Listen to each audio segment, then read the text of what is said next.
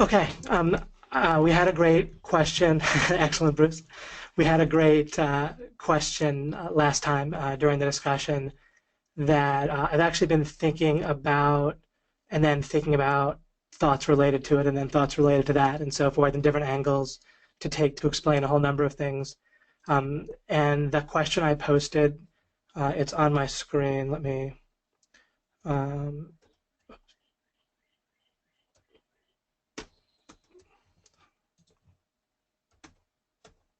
there we go. It's on my screen here. I pasted it from before in the discussion from last webinar. And I'll just read it here to start with. David, when setting goals, I have always learned to make the goal challenging, to create motivation, not really knowing how I will accomplish, but having confidence that I'll have the ability to figure it out. And I have a big enough why, i.e. bigger than myself. Also, to state the goal in the present tense and act as if I've already accomplished by visualizing and feeling the emotions of accomplishment. Then put a step-by-step action plan in place like a roadmap. How does your method differ? Okay, and I may have even more to say about this at different times in different weeks. I can only say so much at once. But it got me thinking from a number of angles, and it was such a helpful question because so much of our puzzle together is how do I bridge, right? How do I show you how to go from the ideas that are normally out there and how we look at things when they differ and then get over to my model of doing things. And so my main bottleneck in that is identifying the model and the models that that you guys are coming from. I don't want to act like just because one person asked this question that everyone's thinking this way, but this question is particularly, I think that we all, myself included, have something like this, and we've put together something like this from all kinds of literature out there. It certainly captures so much of the quite reasonable and sometimes great success and goal advice that's out there. But there's a whole number of things that are somewhere I do things differently here, somewhere I do things similarly, and also where there's a number of things I might take into account that aren't normally taken into account. And so this question kind of gives me a little bit of a backdrop. Yeah, I'm not actually going to be going exactly step by step to this question, but anyhow, it's a great backdrop. And hello, everyone, as people are writing in here. Okay, I'll put this back. Let's see here. So what I want to do is introduce or add to the mix, right, to use some alchemy terminology, the idea of resource management. And that's going to help me also like address this question in an interesting way. Let me first skip over to this kind of a little bit of a quick fun thing here. I don't know what to call it because there's not like a perfect word for it. People use the word strategy to mean a whole bunch of different things, right? And they use the word strategist on cable news to refer to someone who doesn't really have anything else going for them, right? If they don't have some other title, then they're like a strategist, right? Like a Democrat strategist or a Republican strategist or something like that. So the word kind of gets knocked around a lot and used in all sorts of different watered down ways. You probably know that I got to the top of the world in Magic the Gathering, right? It's one of my claims to fame back about 20 years ago, maybe 19 years ago now. And then Mike also did that as well. But the funny thing is that normally what I'm going to call, for maybe a lack of a better term, something like deep strategy, normally that's ignored when we look at success training or coaching or books on business and success and so forth. They'll be talking about strategy and philosophy and so forth sometimes, but really the success methods tend to come down to something a little bit more like we might call tactics, but then especially energy and talent, right? Like basically perseverance and not giving up. and having a peak energy state or a mindset that like a can-do mindset or a peak mindset and so forth, right? That everything like perseverance and that sort of mindset is I'm just kind of collapsing that into the idea of energy, right? And then people talk about they want to be motivated and so forth. And so my energy, like kind of on my own, is pretty mediocre. It's certainly not the reason for my success. And then my talent, except for my talent at deep strategy, is also pretty much across the board mediocre. I went to college and I was thinking about becoming a psychiatrist or at least any kind of medical doctor, but I changed my mind. I went to University of Virginia, and they had the top-rated pre-med program at the time. And I graduated in '95. I started in '91. But halfway through, I got the bug to be an entrepreneur. I did an internship with a doctor who was very gracious and took me on over just for a week over my spring break and toward the end of my second year. And then about the same time, my closest friend at the time, not Mike Long, somebody else, from high school kind of got the entrepreneurial bug, and he was pretty persuasive. And that was back in the days of Dom Lapre and his infomercial. And if you just can place a tiny classified ad, and if it can make some money, then you can do that, and all over the place. And somehow I really got the bug to go off on my own. And when I did the internship, the doctors they're working like 60-hour weeks, and they said it was all about covering your butt like legally at this point. And that was right when a different form of socialized medicine was becoming popular, right about the time of Clinton becoming elected and so forth. And so from a number of reasons and angles, and I had gotten pretty much all A-minuses, which is good enough to get into med school, but I got a B- in psychobiology lab, which ended up being kind of like a humanities course where it wasn't good enough. I got my objective wrong. I didn't realize. I thought the grade would basically be based on completing the lab each time correctly and explaining it right. But it turned out it was more about being enthusiastic for like staying the whole time for each lab session, which was exactly the opposite of what I thought in essence, because I would look to be completing my lab efficiently and effectively and be done. But that kind of backfired. And so I learned a lesson from that. And even one B- makes it a real pain. I presumably still could have gotten into med school if I kept at it, but you really need close to like an A- average, and it's pretty tough to do. So anyhow, the whole bunch of factors got me the entrepreneurial bug. But there I was, and I didn't realize. I was also told by my family that, and this was more true like at the time and 10 years before that and so forth, that if you just have that degree, that's all you need, David, that degree. And like a liberal arts degree and so forth. So I graduated with basically no talent. Oh, well, by the time I graduated, I had put together my speed reading and memory course, my accelerated learning course, and I made about $10,000 doing that, which is astronomical when you're in college. So I developed something, but at the time I wanted to be an entrepreneur, which was between my second year and my third year, and in university. Then I had nothing whatsoever, and then even when I had the speed reading and memory, I had nothing else, right? So it was that or nothing, and there was no internet that I was aware of at that time. Technically there was, but I didn't really have much of a computer interest or background.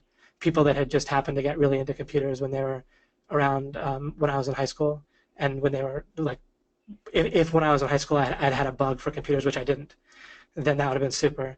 But so I didn't really have much of anything in the way of talent, and I'm not like inherently a great salesperson or particularly technical or whatever else works for a talent. And then I didn't have something I really learned that was very helpful. I had an interdisciplinary degree, which included a lot of science courses, which was helpful in understanding evolutionary theory, which I got interested in, versus like intelligent design and creation theory.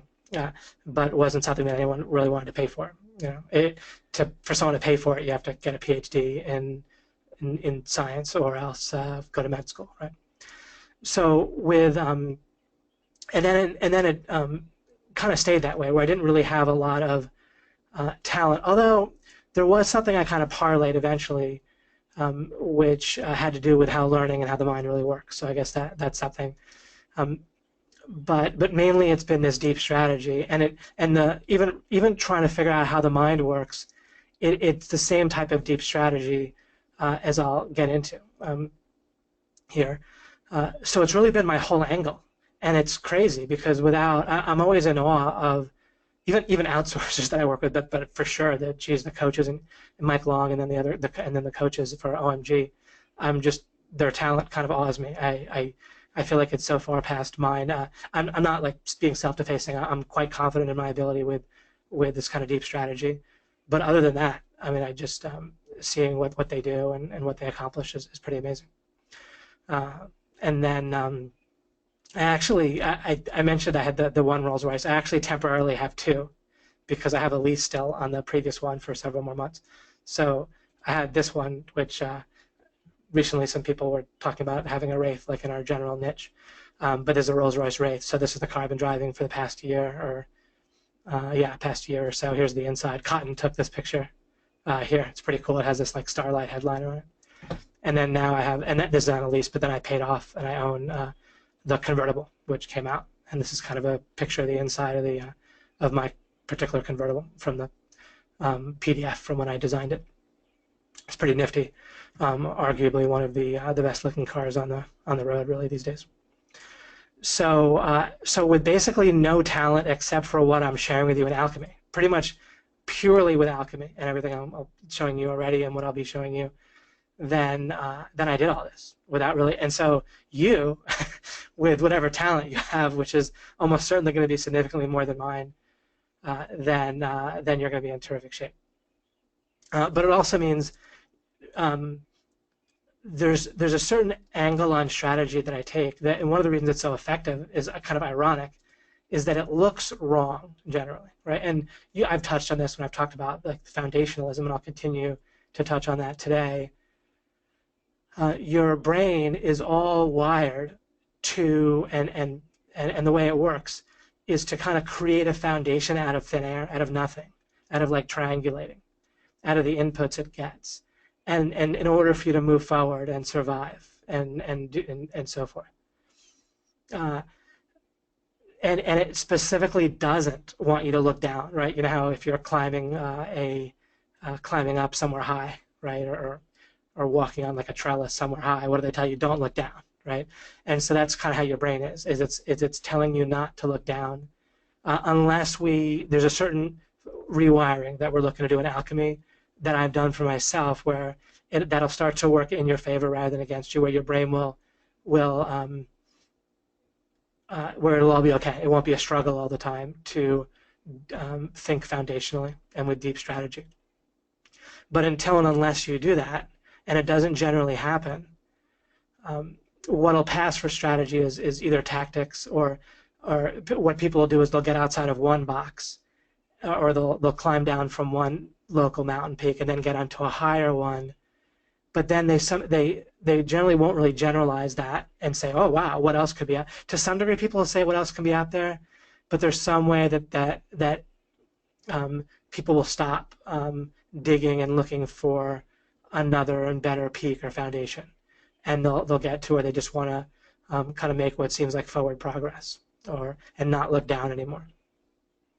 And there's a way that I want to show you how to do things differently, where you can, I'm being a little bit tongue-in-cheek here, but you can kind of always be looking down. Or to put it better, you can start by getting to the foundation, which that part I'm doing with you. It's apparently, just from going by the sheer numbers of people not doing it, it's virtually impossible to do on your own. And it seems like my extreme talent to get to the bottom of things in this way. But I'll walk you through that. But then once you're there, once you get kind of the deep foundation, and you've already gotten a lot of it, and we'll keep on hitting it from different angles and looking at it, building on it, and building around it, and so forth. But once you have that, which I can walk you through, then you won't have to figure that out, and you'll have a lot of the stuff that relates to the deep foundation also already built, because the stuff you build directly on your deepest foundation, stuff like understanding how the mind works and how goals work, like we're continuing to talk about now, that is so close to the foundation and it's so pervasive that we'll build that too. And so in Alchemy, we'll build a whole bunch of layers off of the foundation together so that you'll be able to approach your individual tasks and goals and things you want to accomplish with so much of the deeper foundation already built that you can stay foundational. And once you make that shift to where everything's built from the ground up, so to speak, in this way, then you're never, until and unless you really get this properly, your brain keeps wanting to shift back. It's like, are we ready to be reckless yet? Are we ready to just stop looking down yet and just assume what we assume and just move forward? Your brain's going to keep wanting to do that. It's going to keep having this goal that's fighting you, or this perspective. I don't know the best word for the moment to say that, but it's going to keep telling you that you're doing things wrong when you're looking foundationally and building up properly, until you fully let go of thinking that you want to stop building from the foundation up. Once you internalize or kind of fully get that you can get all the way to all of your goals by never leaving the strategy of building from the deepest foundation up, where each layer is solid. And I refer to the idea of stipulating. I'm not going to get into it now, but it's all going to work out just great and very practically. And I'm already getting reports back constantly that even for what I've shown you and the idea of the Goalscape and all kinds of stuff, the helplessness, the defense against an offense, it's all helping people great. But this is all going to be very doable, right? And stipulating is going to be one of our ways that's going to work for doing that. But as long as it seems valid for you to approach goals non-foundationally, then it'll kind of always seem more appealing. In an illusionary, in an unhelpful, in a counterproductive way.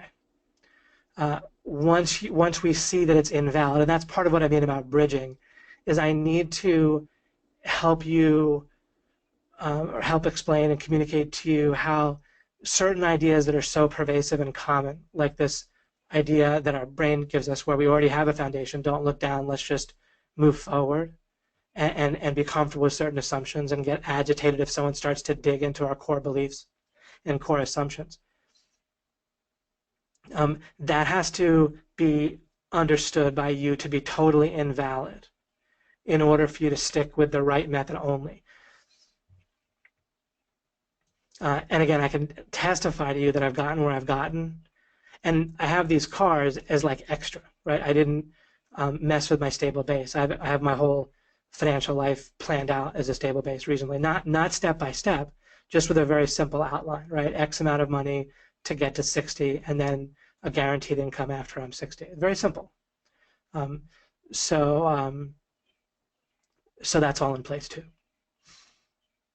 And another kind of application or example application of strategy, and also just another kind of reason why it's going to make sense to trust me whether or not I seem like something I'm sharing is exactly right or not. But you don't have to trust me ultimately. Just all I mean is to just keep going. Just keep with me. Listen to the webinars. Basically, is all I really need you to ever trust me on. All right. So with that preamble, I'm going to do this slide with you, and then the next slide will address one of the specific things from that question. All right.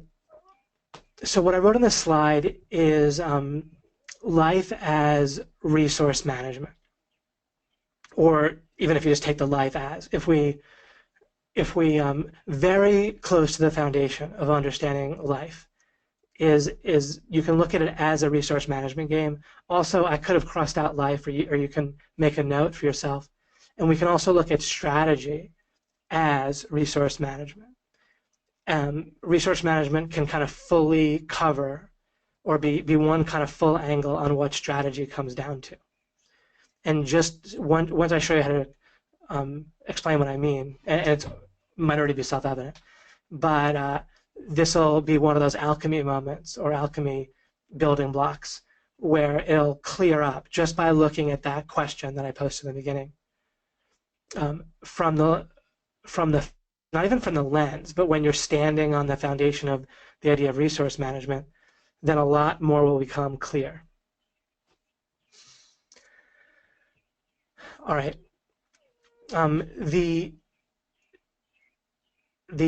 deep strategy distinction. All right, let's picture for a moment that, let's just picture a potential video game, where just kind of a generic idea of like a video game where you're controlling maybe some like tribe or civilization or a group of people or something, race, and you start with a city, and you have maybe some workers and so forth. And then there's different resources in the game, like gold and food and maybe magic crystals, and then you might need to harvest those in order to build certain buildings, and those buildings can help store resources. They can help you make troops to maybe conquer more territory, so that might potentially give you more resources, right? Maybe land itself to build your buildings is itself a resource. And then it'll follow that other things will turn out to be a resource too, like your potential army to protect yourself or to go take more territory, right? All right, so if you have a game roughly like that, hopefully everyone can picture that. Doesn't have to be perfectly at all, just kind of in general, if you can picture that as a backdrop. Then, what are some of the things that have to be asked? Well, one would be, well, what's the end goal, right? How do I win that game? Do I defeat all the enemies? Do I compile a certain amount of resource? Do I build my population to a certain level? Do I make them all totally happy to a certain degree, right? If that's, in the game, their happiness. We have to ask, so how do you win, right? If people were looking at life with deep strategy and related to that as a resource management game, so to speak, then it would occur to them to ask, well, how do I win? And you could theoretically just make up a way to win, but if you do that, that kind of turns the game into a mockery or nonsense. What if I say, well, I win the game if I have 2 workers? Let's say I start out with 1 and enough gold to buy another one, right? And then I just buy another worker, and there I won. In my own little, I can just define my terms however I want. And yet, if you read between the lines, or sometimes this is just stated overtly, from all over the place, different philosophies, different success philosophies, even religious speakers, it'll boil down to that, if you think about it, is just arbitrarily pick your own standard, just come up with what success means to you, and then if you achieve that, you win. Right? And again, they don't necessarily put it in those terms, but think about that, right? I already just kind of proved how that makes a mockery out of the whole situation.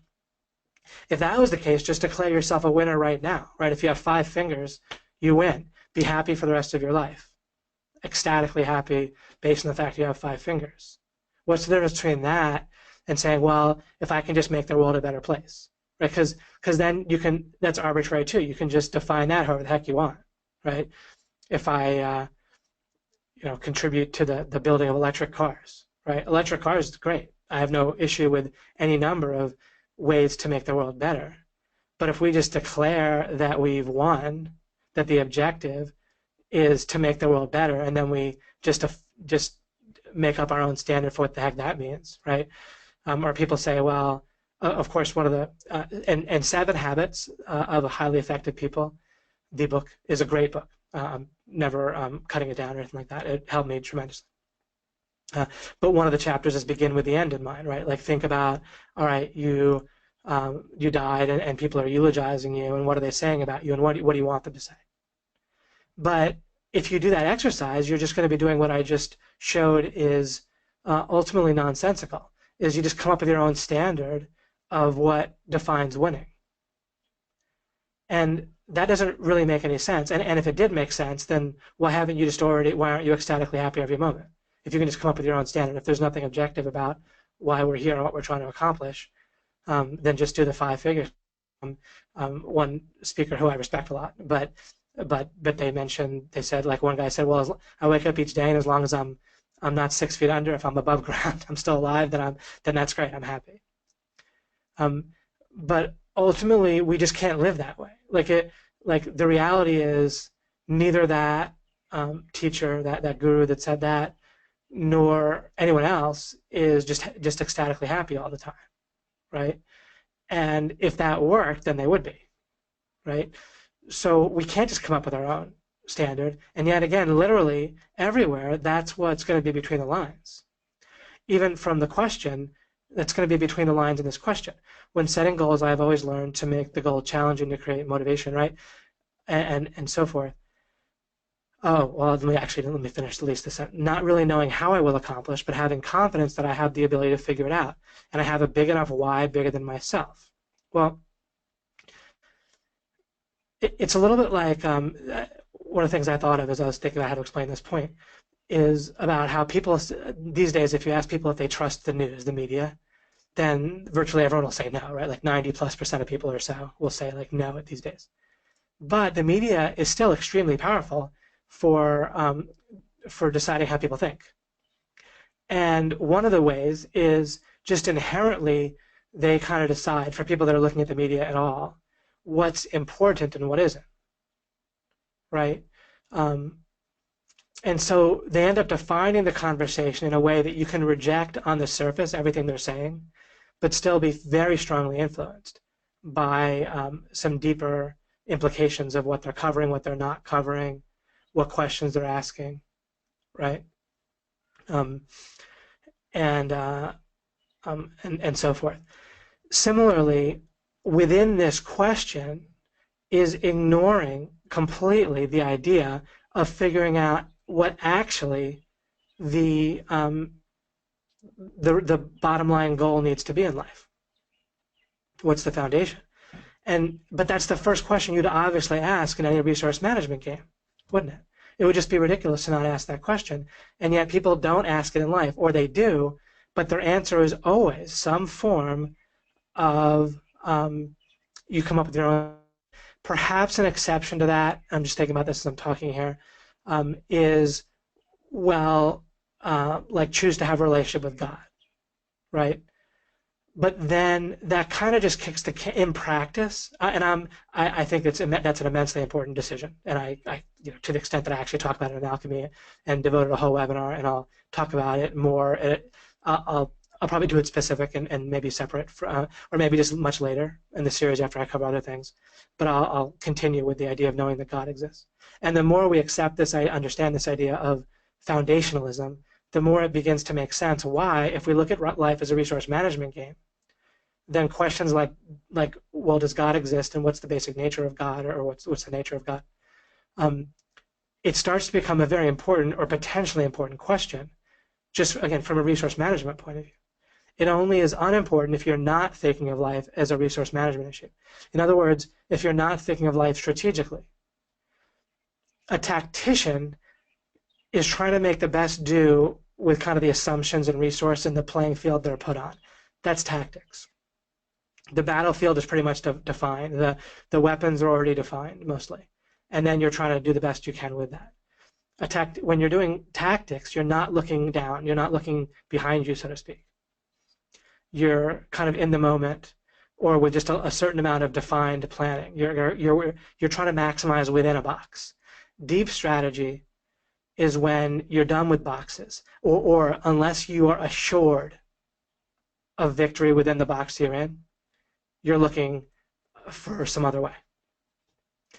And you need to make damn sure that you know the objective properly. And just because, like with tactics, let's say you're just following orders, well, within the defined scenario, that can be fine. But you can do something where that's good tactics, following orders, but overall it's counterproductive for life, for your life, or for other people, and so forth. So using good tactics does not assure you victory. It could even be literally counterproductive. It could even take you backward, even using proper tactics. right? If you're in a war and you're given orders and you use great tactics, but those orders turn out to be counterproductive for your life or the overall picture in life, then you took yourself backwards.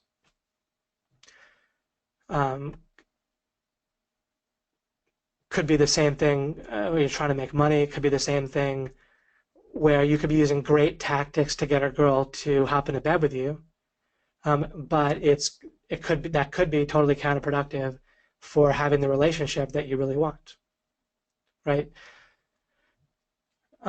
So winning within a box, within a defined thing, can be tactical, but that doesn't mean you win overall. And making sure you're going to have a real victory, which means you have to figure out the real objective, right? And within a game, that's fine. A game is defined in a way that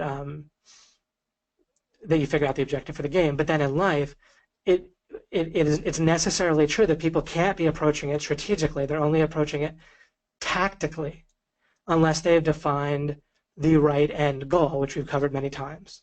And that's why it feels so freeing and differently, especially because I pointed out the whole helplessness and defense against the defense thing too. But we have to get that asked. Otherwise, we just can't manage resources. We can't understand what resources are good for, and we can't value them properly and use them in the right way or anything if we don't even know the objective. But literally, people don't even start there.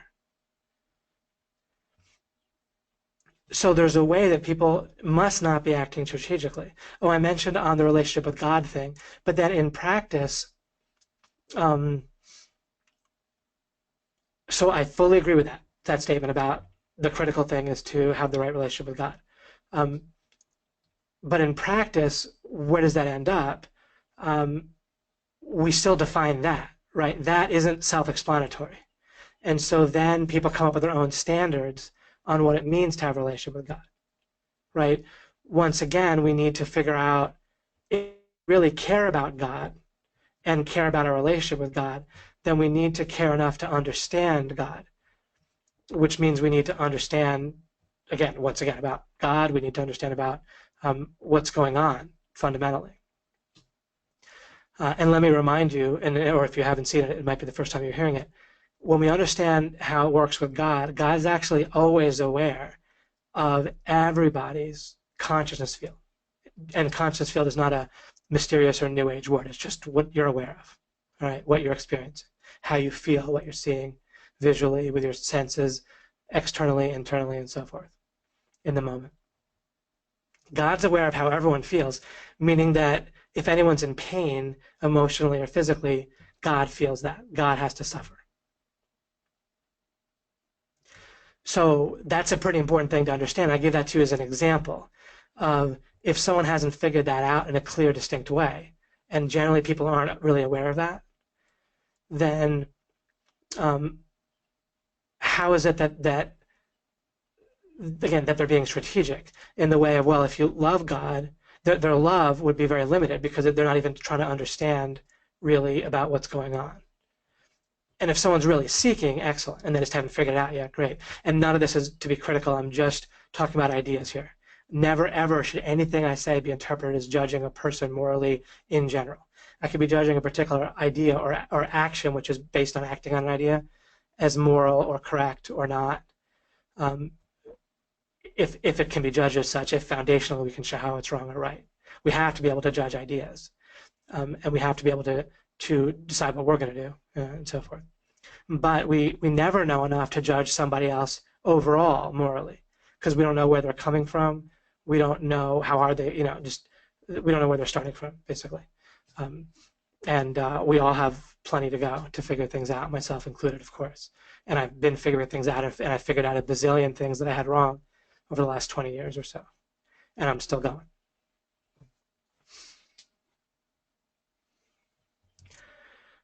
Okay.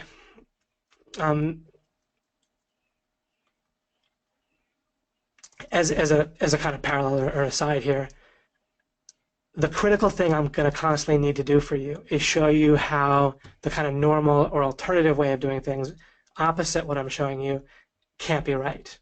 And so part of why I'm saying the things I'm saying here on this slide is because if you're thinking, well, maybe people are strategic already, or I already know what strategy is, or yeah, I already get resource management, then I needed to try to show you just now, and what I've already said, of how there's a way that people aren't, or they would have arrived at certain conclusions already, presumably, or at least they're not doing it effectively.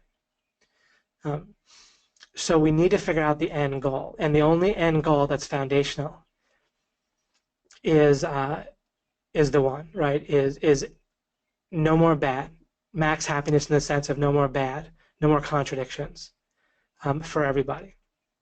And then good can keep on going. Good's actually unlimited. You can always create more nice stuff. You can always make another video game that people can play and enjoy, or whatever else people might like out there. Nice food and so forth. You can go on vacations and have fun time with people you care about, or have more people you care about, and give them more massages, right, or whatever it might be. So good can be unlimited while still getting rid of the contradictions and bad ideas, and then getting to a point where we're just creating more good. And that can be how the whole world is. And that's the reason why we have free will. That's why God has set things up the way God has set things up, in order to allow for all that. And that's why we're here. That's what we're trying to do. Once you have that goal in place, and this can help me to give some more about the Goalscape. A little bit meandering here from my slides, but it's just some things that I just get to as I build to them, which is the same way I tell you to do things as you build. And sometimes I don't know where building is going to take me. Actually, constantly. I know the final fruit. Anyhow, so this just kind of built me over to the Goalscape for a moment.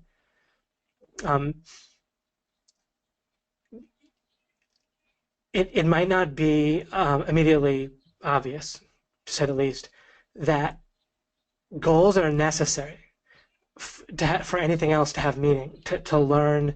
Your mind needs goals. Your mind can't function without goals. It's not a mistake that your mind has goals.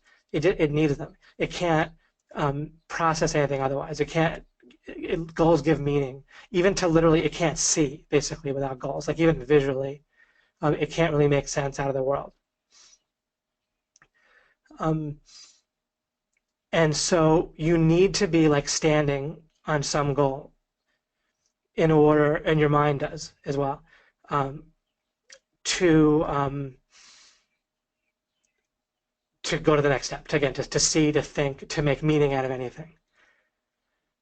So if you want to look out onto the Goalscape, you can't even do that without some goal that you're standing on. If you're standing on anything but the correct bottom line foundational goal, then you're going to be adrift. I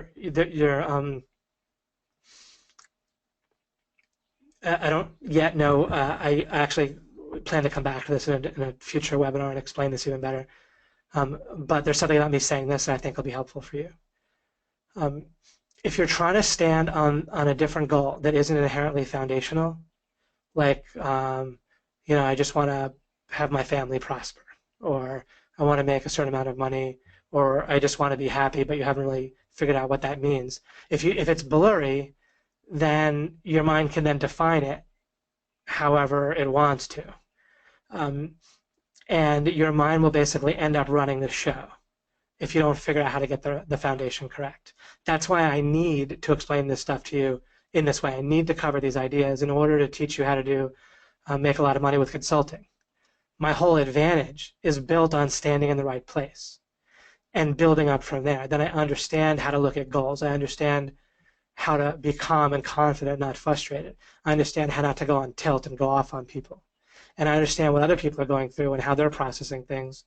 And that gives me an overwhelming advantage when I'm joint venturing, or when I'm even just trying to learn something technically for me to do, or I'm trying to fulfill my end of the bargain. Happy with me, so they want to partner with me. So that's where I build up from. So this is how I do it. Even all the mundane stuff I built in this way. That's why I kind of reminded you of the Rolls Royces for fun.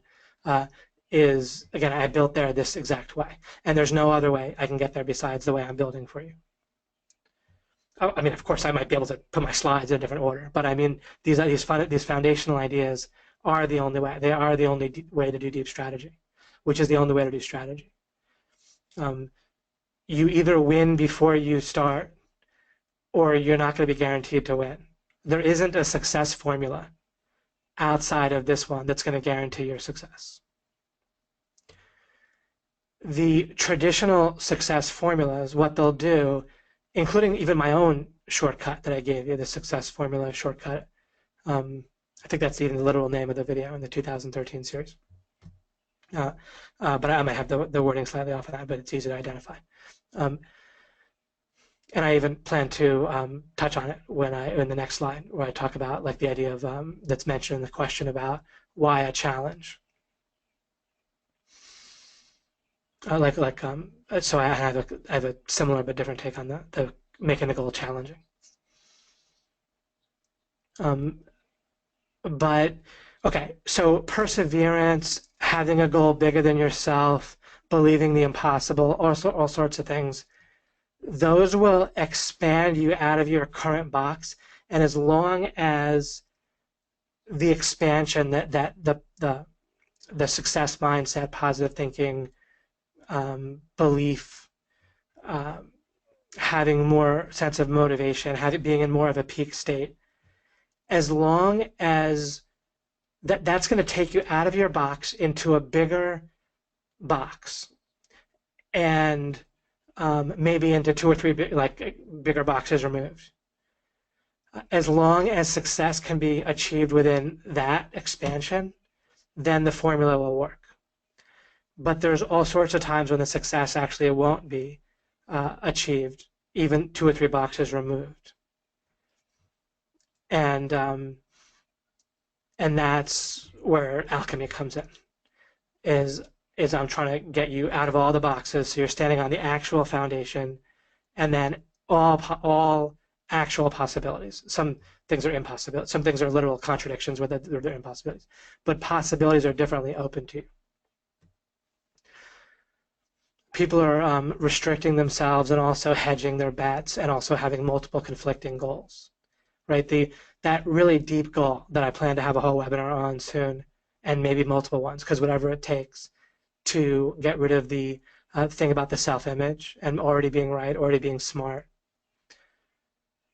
and related to that stuff about justice and fairness for people that wrong you. It's kind of, I think that's a related thing, or whether or not it's related, that's another thing that really gets in people's way. John Susko had a good post and question about that in that Alchemy 5 thread, and posted a whole bunch of questions that I'll use as well as I continue. There's a reason why I scheduled over 30 webinars for us.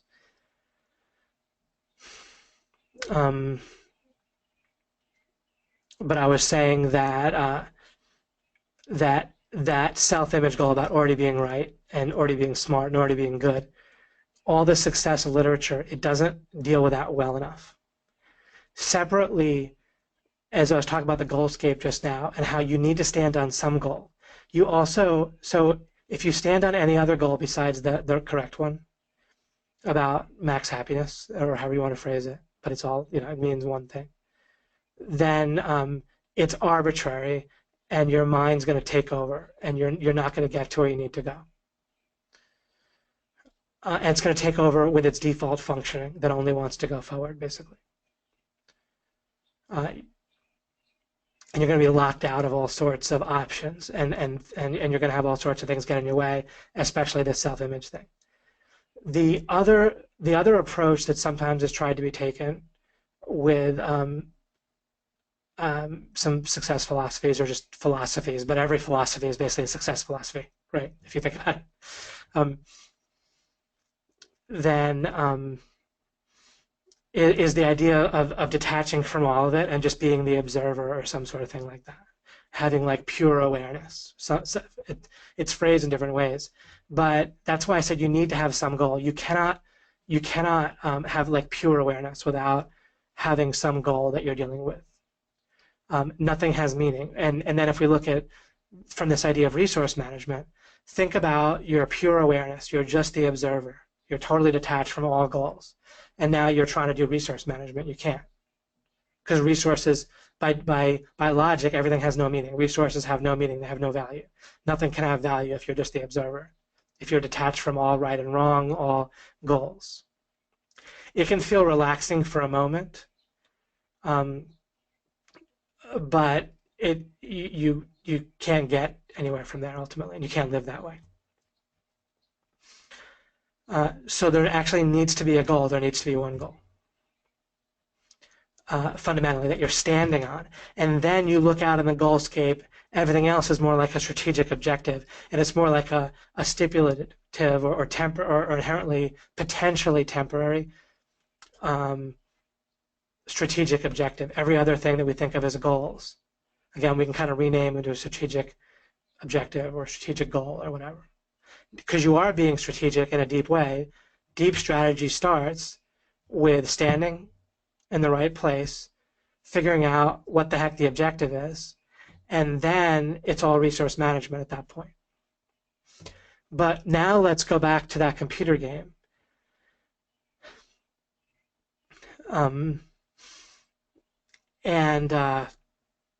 Right, where you're like a tribe and you have like a city or a base, or you're whatever, some group of people, right, that you're controlling, some army or whatever, and potential army, whatever. And then there's resources, right? Gold, food, magic crystals, and then you use those to build up more resources like explored territory, maybe territory you control, buildings, troops, maybe workers. In order to manage your resources, where you're always needing to make alternative use decisions, right? You want to use one resource, or how do you use your resources most strategically? In order to do that, you need to figure out, well, what's the priority? What can I get from this? What else could I get for this resource, right? Resource management, I don't have this written down, but it always comes down to alternative use. That people can easily affirm that intellectually. What else could I use the resource for? But in practice, if you're working through your own plans and your own thinking, notice during this week, very constantly people don't look at alternative use, because when you understand the default functioning of how your brain works, it's trying not to get you to look for that stuff so you can move forward. If you're sitting there trying to figure out all the different alternative uses of a resource, then according to your brain normally, you're not accomplishing enough. You're not moving forward in the right way. You're not climbing your local peak properly. So actually, people are not making alternative use decisions very often or very well. And as we think about alternative use, or if we think about that game, and if we're trying to master that game, then we need to understand more and more details about the game. There might even be something that comes up that we're exploring, and we find some cave where all of a sudden it becomes very important to have wizards in order to defeat some monster that gets us some massively powerful artifact. And in order to make wizards, we had to have started building buildings ahead of time, and it meant that magic crystals were a lot more valuable than we thought. And we would never know that until we figured out all those details about the cave existing and that artifact, and that was going to give us such an advantage. So in that way, when we're looking at things from resource management, then the devil often is in the details, so to speak. That there are all sorts of details that might be critically important that you don't know until you poke around and keep poking around. And you keep poking around. And basically, you keep on building your understanding, which involves doing and taking action, right? You don't just stare at the screen on pause in order to build your understanding. You can't just read the manual and find out enough, right, for the video game. Reading the manual is great, and you do also want to do that. But then you also need to play the game, and you need to keep poking around, and you need to keep building your understanding until you win. And then maybe there's an overall objective where you're trying to win even better, right, and so forth. And as your understanding improves, the different details help you to establish a better and better framework. At some point when you start out with playing the game, you hardly even know what's going on at all. At some point you have an idea of generally what's going on. all right, I generally need gold for this, I generally need crystals for this and food for that, and I'm generally building up an army, and the opponent is doing something similar and they're exploring. Okay, so you have a framework, and then until you have that framework, I've talked about this before, then the details, you want to act in a way where you realize you don't even have a framework, that the details are used to try to assemble the framework. But then after you have a framework, you're still building your understanding, and it's building and building and building until you win. And there isn't ever a time when you need to stop building your understanding, because you can be taking action. You could be making money in real life, not in the game, right? But you can be in a romantic relationship and having a great time. You could be doing all sorts of stuff. But you want to look at life as you're always building your understanding of resources in order to win. And you'll know you have enough understanding when you've won. And if you don't look at life that way, then your brain is always fighting you, and it's exhausting constantly when you're trying to be strategic. And your brain just wants to go tactical on you and say, stop, just make all these assumptions, just go with how you already feel, or which is what your brain's telling you, right? Your brain's trying to get you to listen to your brain. And it always just kind of come up with different angles on that. Like, oh, listen to your intuition. The truth is already inside of you, right? The truth will fill itself in as you create. So in that way, believing that it's inside of you kind of approximates that. But the problem is you end up coming back around to your brain running the show whenever you feel like seeking understanding, which can involve taking action, as I keep pointing out, is you're kind of impatient about it, or it's like a necessary evil, then you haven't rewired yourself, and by self I mean your brain, not you as the conscious being, or your mind.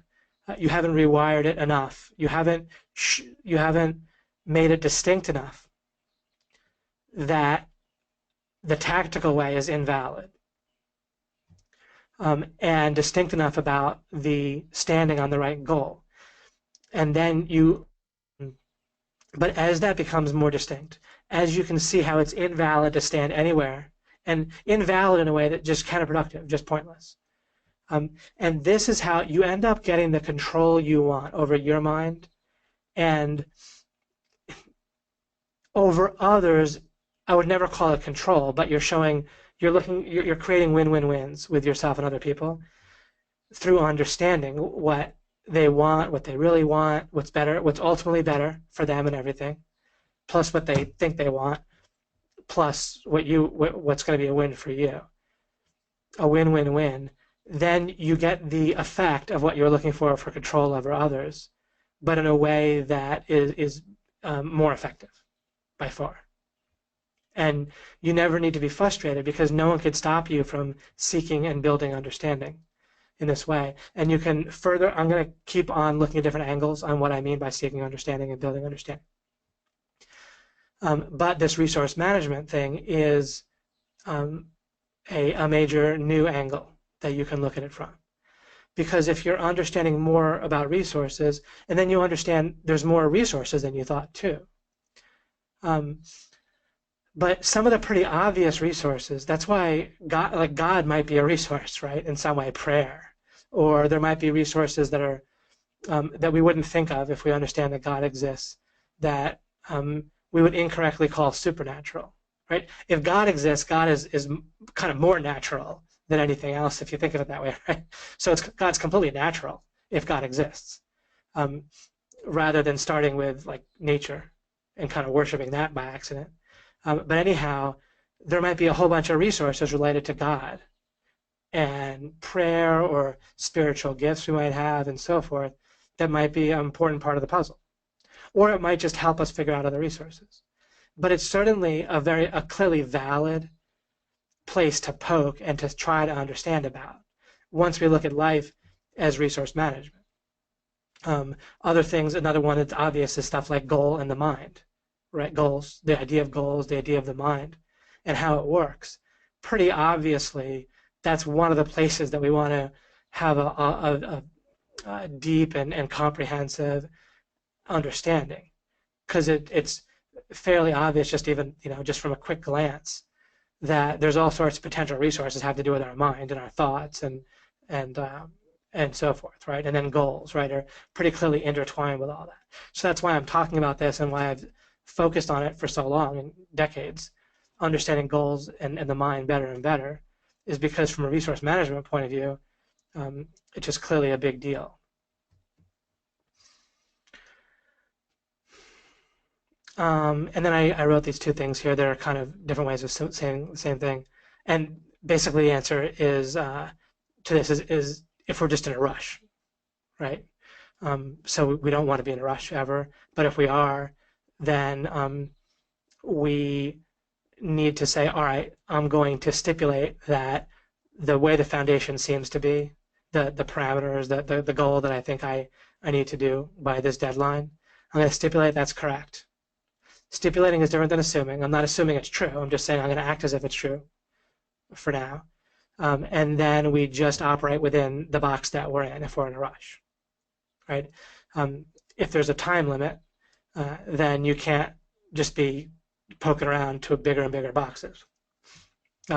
But what we want to do, as I've pointed out in different places, is get time on your side overall in life. And clearly, people just don't always need to be in a rush, right? A lot of what people are in a rush about is just running in circles, right? Like some event that's happening tonight, right, that needs to be prepared for, and then the event's over and it's all just one big circle. And then maybe we make the money for that. We had to be in a rush to make more money to spend it on a vacation, and then we're all harried planning for the vacation and doing that, and and so forth.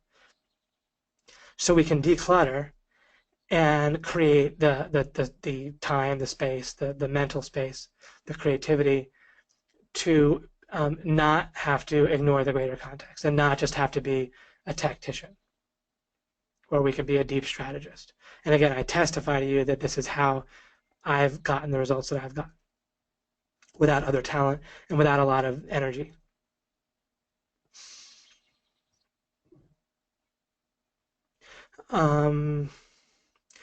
When do we ignore foundations and our final objective? Again, I'm just restating this. When do we ignore the greater context? These are just kind of restatements of each other. If you're in a rush, if you're screwed, if you're starving, you need to have enough money where you're not starving, or figure out a way to live without food, or get it for free, or something or other. But something where there's not a big emergency and a big rush. But outside of that, then no, you can build up from foundation, period, always, as your only strategy. And that's going to become so much more practical and possible as you complete alchemy. Because, like I mentioned earlier, we're going to build so much of the foundational stuff that's so hard to figure out on our own, including for me, right? It took me for a long time to figure out what I'm sharing with you here. It's kind of a little, maybe a little hard to get, but on the other hand, a little obvious. It might not seem like it was as hard as it. Like I even took like all week working on that question, even just to get some of the things I'm talking to you here. I didn't arrive at a lot of it for days. But I'm doing that, and I'm saving you thousands of hours, tens of thousands, really. Maybe you could have done it a lot quicker, but regardless, at least tens of thousands of what took me tens of thousands of hours. I'm saving you all that, and no wonder people don't do it, and no wonder people's brains just say, "Whoa, don't go there." Right? Let's just move forward, because it is quite an undertaking, but it was doable, and it's sure as heck doable for you because you have me to walk you through it. But we'll have so much context built up, so much foundational stuff that it will become practical to actually build from real foundational stuff, rather than just having to say, "I don't want to think about that. I'm going to ignore it. I'm just going to go bulldoze forward."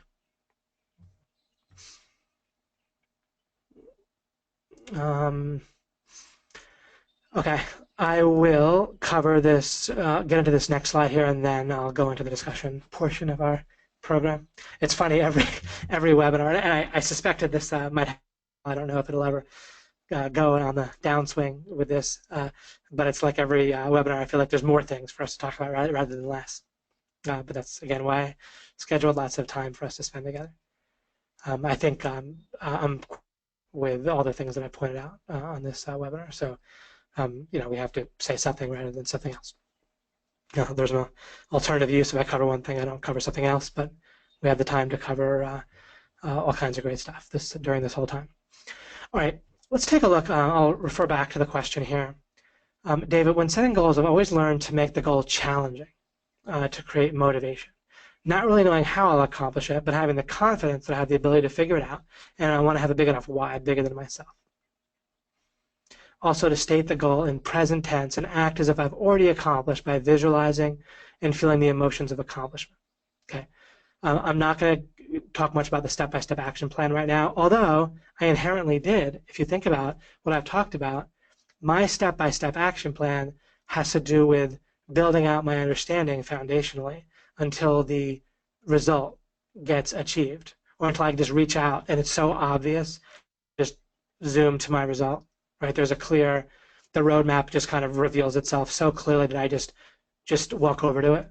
And maybe it even takes a week, but I just go do it, just go get it. But until it's totally clear and distinct how to just get your result, just keep building your understanding. And then you will hit a point, and I've done this over and over and over and over and over and over again, day in and day out, with simple, not even simple, or day-to-day issues that come up, or overall big things I try to accomplish, is you build understanding until it's just, the path is so obvious and clear, you just boom. All right, you just go get it. That's what I talk about, winning before you attack. So there's my step-by-step action plan, so to speak. But I have a lot more to say about that in future webinars.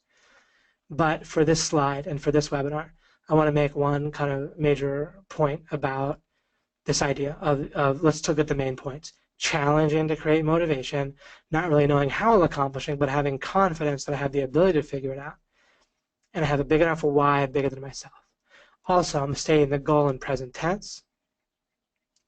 And I act as if I've already accomplished by visualizing and feeling the emotions of accomplishment.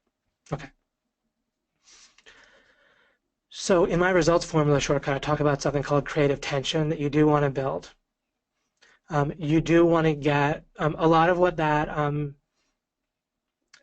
exercise that's described in that question does is it gets your mind focused, right, on that goal, and it gets the mind's resources marshaled toward that goal, and it kind of will tend to the better you do it, the more it'll kind of deprioritize things, like your goal to feel smart and good and so forth. However, goals like that are going to get triggered in your goal for feeling justice and fairness and so forth, which is counterproductive and false once you understand it.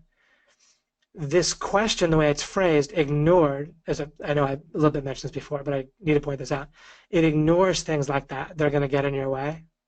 And it tries to overcome that reality by having like a bigger battery, right? Like more momentum, more energy, whatever. My method differs in that, yeah, I want to have a nice battery, that I do some version that's quite similar to this, in some cases identical, in some cases not quite. But the thing that's not quite is the making the goal challenging. Making a goal challenging, once in a while that's applicable. When it comes to like income, then making it challenging has the benefit of helping get you out of your kind of assumptions and conceptual box more, because like when Cotton imagined a version of himself that had $100 million SEO business, then that was a great exercise. And then he asked himself that imaginary self questions about how he should do things. And that got him out of his conceptual box, far out of it, right? It broke way out of it easily, because it was pretty obvious that within his current comfort zone he couldn't achieve that. So that's great. In that way, to the extent that it's getting you out of a conceptual box, great. However, I'm going to be giving you enough of a foundation that you're going to live outside of the box, and you're going to be standing on the right foundation where there's not really boxes so much anymore in the first place. You only needed to think in terms of boxes when there's no foundation, when you haven't figured out the final foundation. So I'm going to make it relatively unnecessary to make goals challenging in a lot of cases. because remember, you already have the overall goal of max happiness. And remember, max happiness, you can still continue with more good even if you achieve the beginning thing.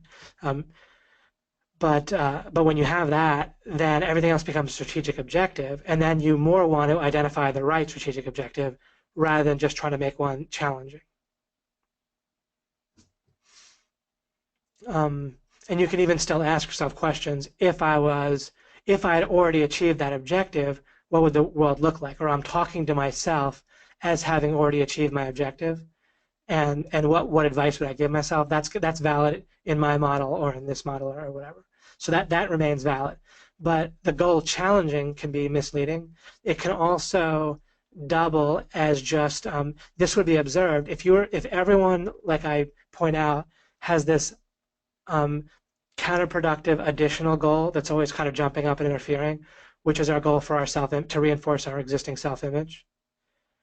Then if we were observing people needing to reinforce their self-image and seeing what they did, then we would observe that they wanted their goals to be challenging because that reinforces their self-image as someone that overcomes challenges. You see, when we can dissolve the whole self-image thing, then we don't need to make a goal challenging just to get our self-image goal on board with our other goal. You see, like if we have a goal to make $10,000 a month, then if we also have the goal to reinforce our self-image, then we want a goal strategy to bring our self-image goal on board with our goal to make $10,000. So we need to make the goal challenging to like reinforce ourselves of like, yeah, we're a guy or a gal who overcomes obstacles successfully. The bigger the obstacle we overcome, the more it means we're already great. So that correctly gets that on board. But if we don't need to get that guy on board, it's like if you have someone on your team that is just trying to achieve something totally irrelevant to your main team objective of making money, then yeah, you might need to bring him, and then if you didn't want him to get in the way and interfere, you might need to give him something to do, right? Or if you have a young child, you might have to give them something to do so they're busy and they don't interfere with you as you're trying to rank your website. So that's part of what the challenging thing does, and it's unnecessary. We dissolve the need for that part of it. For example, like goals can be plenty challenging in and of itself, right? There's enough challenges in the world without trying to add or make things more challenging than they have to be.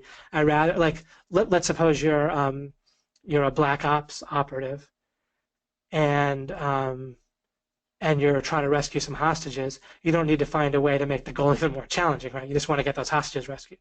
Or you don't want to put additional obstacles in your path or to come up with some second objective that you're going to do that makes it even harder, you see? So, or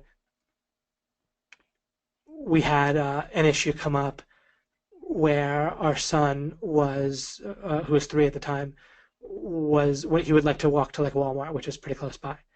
And they have a toy section, or CVS is across the street from it, and they have a toy section. And he would kind of get used to going to this, buying something when he went to the store, or think that was kind of the purpose of going to the store. First he'd want to go out and do something, then he'd want to go to the store. It's kind of fun, and then look around and buy a toy. And of course, it's normal, right? Kids, when they go to stores, they want to get something at the store. Because also when they go with their parents to a store, the parents are always going to a store to get something, right? Parents don't typically just go to stores just to look around unless they're browsing sometimes, but typically they're getting, especially when you have a kid with you, and you don't really browse that much, right? That's not a luxury you can afford when they're young. So that kind of, they mostly observe you buying stuff. But then the temper tantrums, right? And he would feel upset and he would want to buy something really badly. And so that wasn't making him happy, wasn't making us happy. We wanted to dissolve that. And all the suggestions that are out there there wasn't really very many helpful things. They would mostly involve, well, threaten him better, right? Or keep refusing so he gets the picture or something like that. But that wasn't doing it at all. And I'm not personally interested in just threatening him at all. Really, I don't interact with my son that way. I understand doing things that way, and I'm not being critical or not of that at this moment, but I just don't. And I also just don't need to, because of what I understand. I'm able to accomplish my objective, so to speak, with him without doing that. Without all the stuff I understand here, I wouldn't be able to do it. It'd be hopeless, and I'd have to threaten. But anyhow, it wasn't working for my wife. She was having an issue with it, and I was having an issue with it. He would get upset if we didn't buy him something. And so there isn't really room there. If we look at dealing with that issue in this framework, it's not really going to help at all. So you see what I mean? Where this also just kind of appeals, is kind of involves like a narrow set of circumstances. I don't want to make that more challenging for myself, right? It's enough of a challenge as it is. And I don't really need a reason like bigger than myself or anything like that to create motivation. I'm plenty motivated. I just wanted it solved. And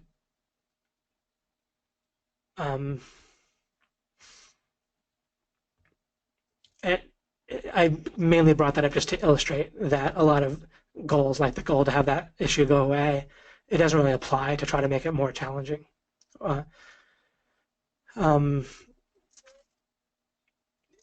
there even was kind of an issue with motivation with solving it. I mean, what ended up happening, I could have just not been that motivated to solve it. I sort of was motivated to solve it, but I also have other things to work on in my life, and so whether it was a priority or not is an issue. So really, what we want here is to make it easier to just and have an effective way to solve it.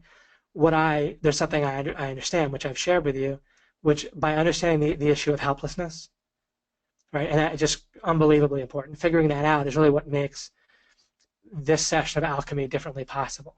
Is showing us that our deepest goal by default, our whole belief system is built by default around this idea of our mind concluding that we're helpless, which is false. But it concludes that when we're an infant. And then it concludes that the only way to deal with that is to accumulate resources that make us more powerful in relationships and so forth.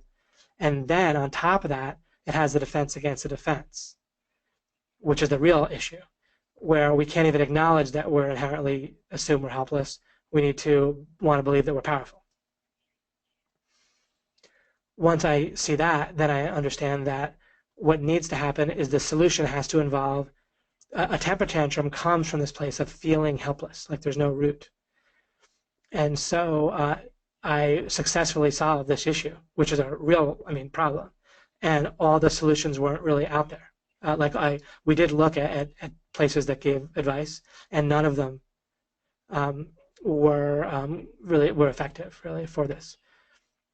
But I solved it, and for months it's been solved, and I did it with an allowance, which is a thing. It's an idea that's out there, but not for people who are 3 generally. And whenever I bring up this issue to people, and there might be plenty of people out there that would think of this, but no one actually that I bring it up to mentions allowance as a potential solution. And so I just started giving them an allowance each week, and at 3, and it's been wildly effective. 100%. The tantrums have stopped. Once in a while, he'll kind of want something outside of that when he's already spent his allowance, but he doesn't throw a tantrum. When I point out he doesn't have the money yet for it, then he's okay. And he no longer feels helpless. Someone doesn't have to feel powerful in order to not feel helpless. See, that's another thing I realize, is that not feeling helpless isn't about feeling more and more powerful. It's just about having some root, something, some amount that you can work on. So by removing by giving the allowance each week, it removed the helplessness. We spend less, not more, on toys for him, and he learns resource management, decision making, and gets to buy him stuff. We aren't conflicted all the time as parents, and it's just been amazing. Like every aspect of it got solved, and it's been great. And like the objection would be like maybe he's spoiled or gets spoiled. It's just isn't the case, right? With the amount that he gets, I just would have to. No one's gonna get spoiled at that amount. And anyway, there's just no drawback. It's just been purely beautiful.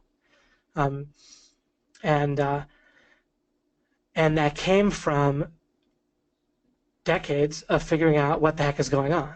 at a deep level. And it wasn't until I figured that out about helplessness that I would have been able to realize. I mean, maybe I just would have guessed it by luck, but even then, it might have just been implemented in a way that wasn't quite right. It's not just giving an allowance, but understanding why to stick with it and how, and that it's okay, and so forth. There's a way that there's a strong illusion in front of it.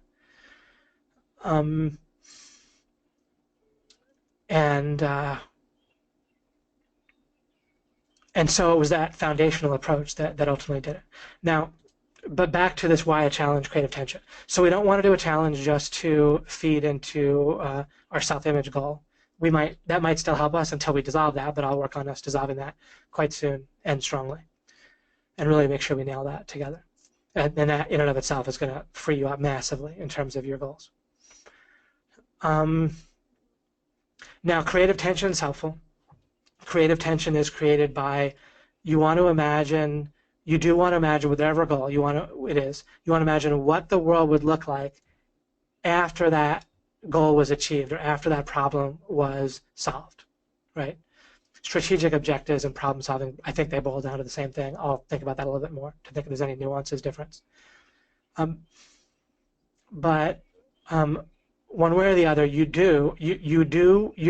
mind is your whole resource in essence. Like it contains kind of a whole bunch of your other resources, right, for problem solving. And in a sense, it kind of comes before even your financial and other resources kind of come first from ideas in your mind, right, and then taking action on those and so forth. So you do need to have your mind get that's the problem you want to solve, or that's the objective you want to achieve.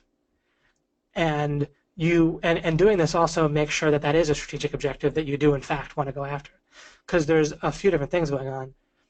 There's identifying a goal, which is, again, we can reword that to identifying strategic objectives, which may or may not be temporary, right, depending on conditions changing. That's like all goals can be reframed that way, as far as I can tell, except for the foundational one. You want to identify it, but then you also want to set it, which is different than identifying it, and you set it in your mind, right? You identify it where you're aware of it and you're interacting consciously, and then you also want to consciously interact with, but getting it set in your mind, and whether it's set in your mind is an objective reality.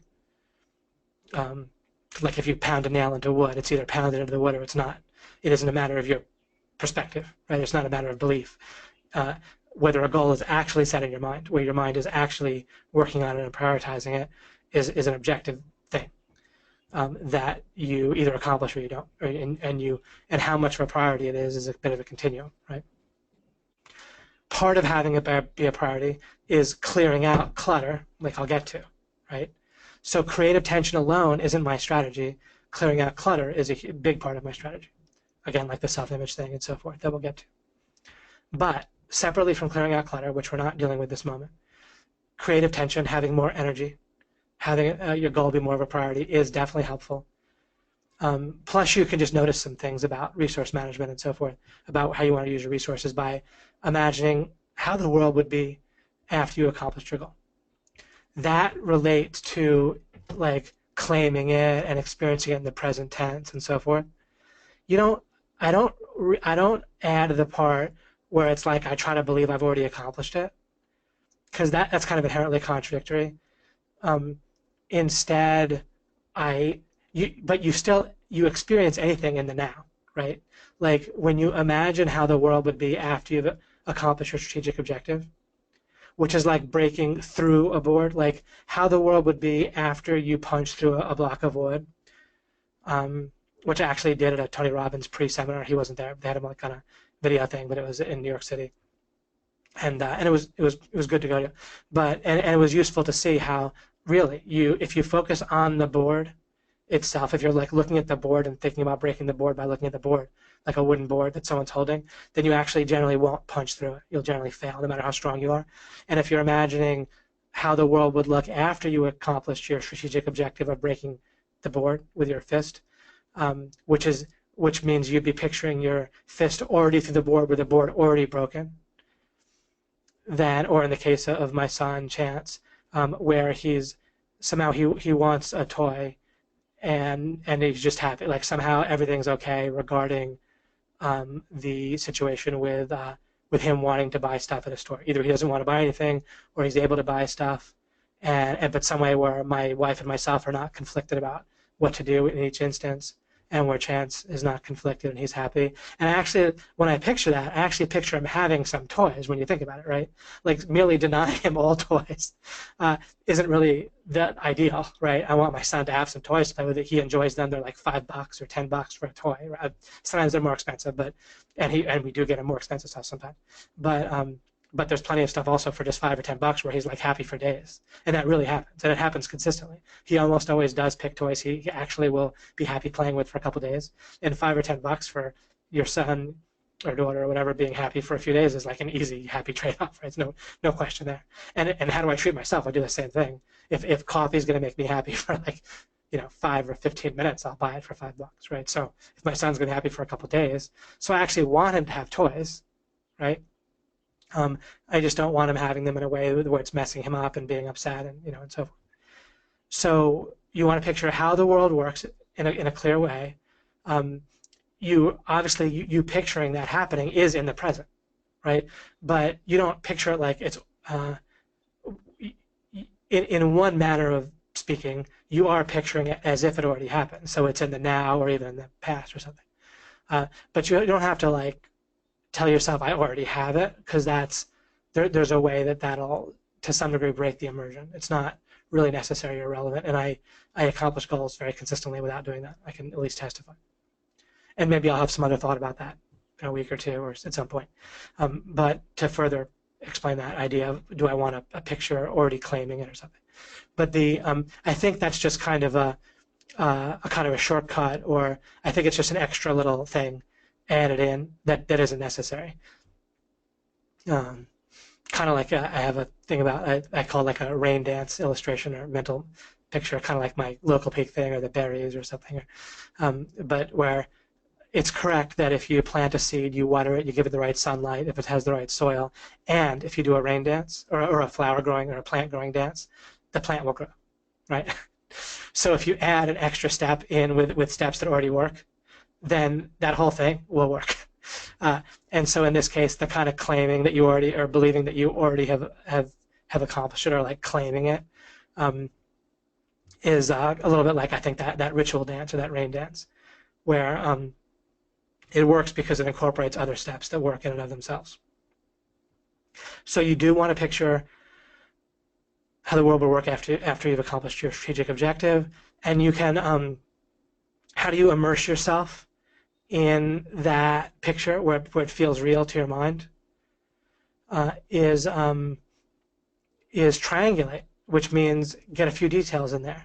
Imagine maybe calling up a friend or a business partner or a romantic partner or your parents and telling them that you achieved it and how great that is, and having them say, "Oh, that's terrific. How'd you do that?" Or if it's money, imagine you go out and you spend some of that money, and maybe you save some of that money. Or I actually look at saving as buying something. Like I'm buying having that money saved, right? So people that really like that feeling of spending money, you can kill two birds with one stone, or get the best of both worlds, so to speak, by looking at savings as something you buy. A little hint there. So whatever the strategic objective is, triangulate in. That will make it more vivid. And then you want creative tension is going to be the difference between that objective being achieved and how the world is now. So you actually want to look at where you're at right now. Often your mind will make you feel like not looking at where you're at right now, because maybe that would hurt your self-image and make you feel dejected and so forth. But if you look at it this way, it's just creative tension. And it can cause you to devote your mind to devote more resources to the task, to the extent that you need them. Now, you don't necessarily need to have your mind devote more resources, either thought-wise and creative, like kind of mind processing, or actual other resources like money and time of focusing and doing stuff or whatever it might be, calling in favors and doing something where someone else is doing something for you where you have to get them back in some way. you don't necessarily need to devote more resources than necessary. So part of looking at where you're at right now and what it would take to get to the state of the world where you've achieved your objective is to get an accurate sense of resources, right? And let me remind you that the more you understand the world in general, relating to resources, especially relating to your major resources, what are the major resources? Obviously money, time, but even that you can understand better in terms of focus, creative focus of your mind, your own conscious attention, and whatever else time, your body moving around. Other time actually can be broken down into a whole number of things that where you understand it better. And that's true of many resources. And again, that's alchemy in action, breaking things down into their components.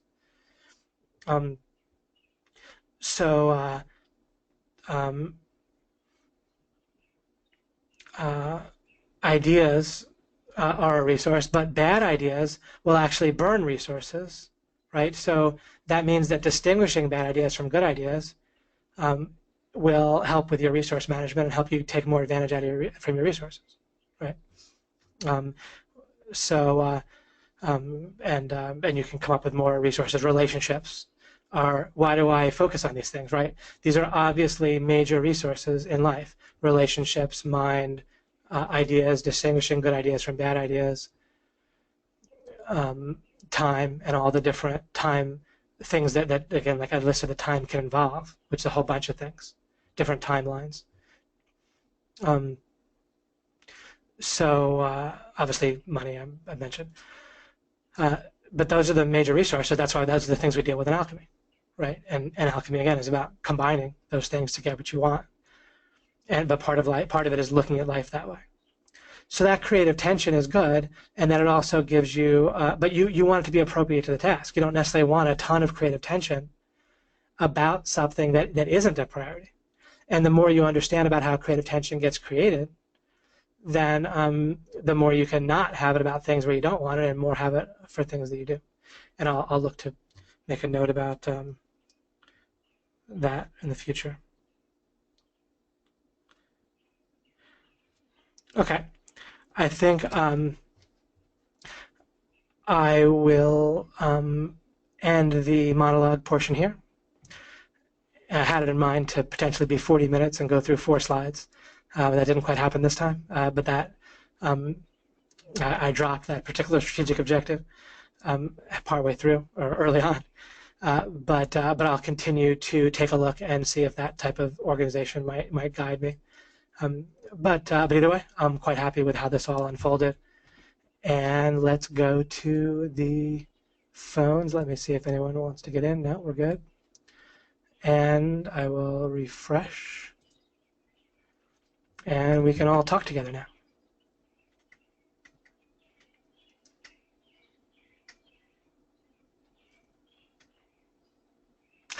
Excellent. These are from an hour ago, but just getting a sense. David has helped me focus on deep strategy, resource management since day one, and the magic days literally changed the game. Yeah. Yeah, we actually really did. There's a whole number of terms in magic and ideas that realistically speaking definitely came from Mike and myself. Looking forward to understanding this deeply. Yeah. Rushed home from traffic, fighting to be here. Very excited as re-listening to 1 to 5 has started to take effect and show real results. Excellent. Love to hear that. Love to hear it. Glad you made it. Just beginning to re-listen as well. Thank you, Shima. So glad didn't be. Thanks, Dave. Appreciate that.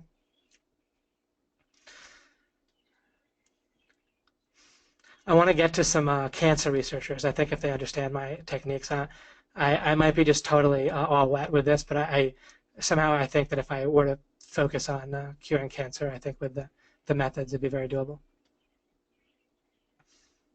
Love that car. Yeah, I appreciate that. Well, yeah, definitely. Wow. Oh, I meant to say that what made me think about sharing the car was the Rock You Like a Hurricane came on when I was riding in the Wraith today. There's 16 speakers in the car, which is definitely a good number of speakers to have in your car.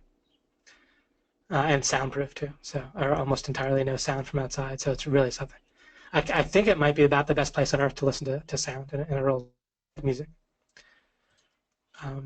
Maybe a music hall somewhere, but even then, you have it's kind of big and acoustics, and other people are in there, and you can't pick your music as well. Would love to have Rolls Royce as my grocery getter. It's doable. It's doable. If you have to, I can't. Are you married, John? I can't remember. But your wife has to have a decent car first. Give you one hint. But it doesn't have to be a Rolls Royce. Most people don't want to drive cars that are like $400,000. It makes them nervous. Need my no fear video to go along with it, with everything. Awesome. Yeah. I can't. I can be humble in general in life and be humbled by many things, but there's no question that the cars look good. I can't try to deny that. When people say, "Oh, that car looks great," I have to say I can't disagree.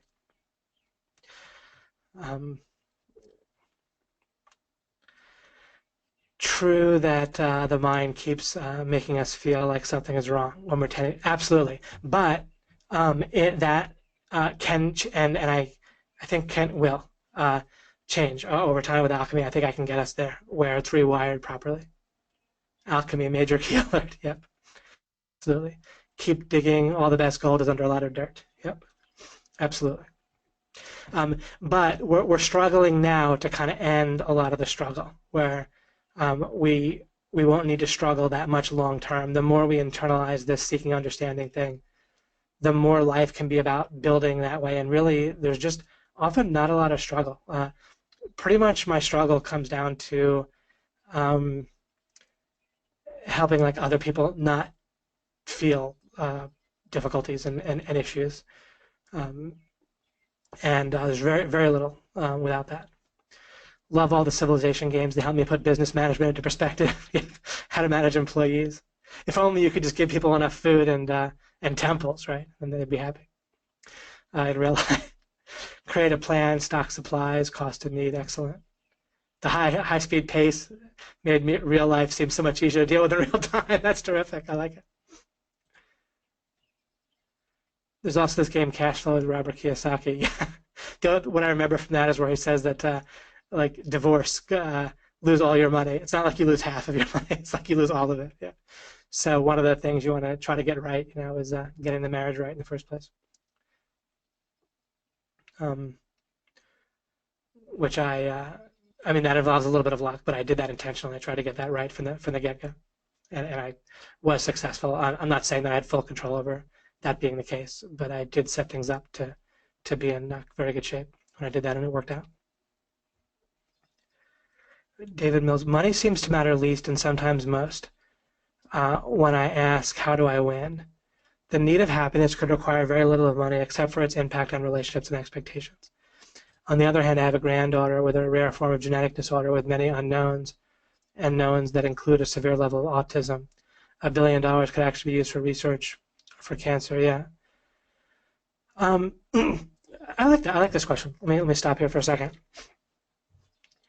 Part of it also relates to your own talents, I would say. I think about this sometimes. I'm not going to try to claim like I had this all figured out.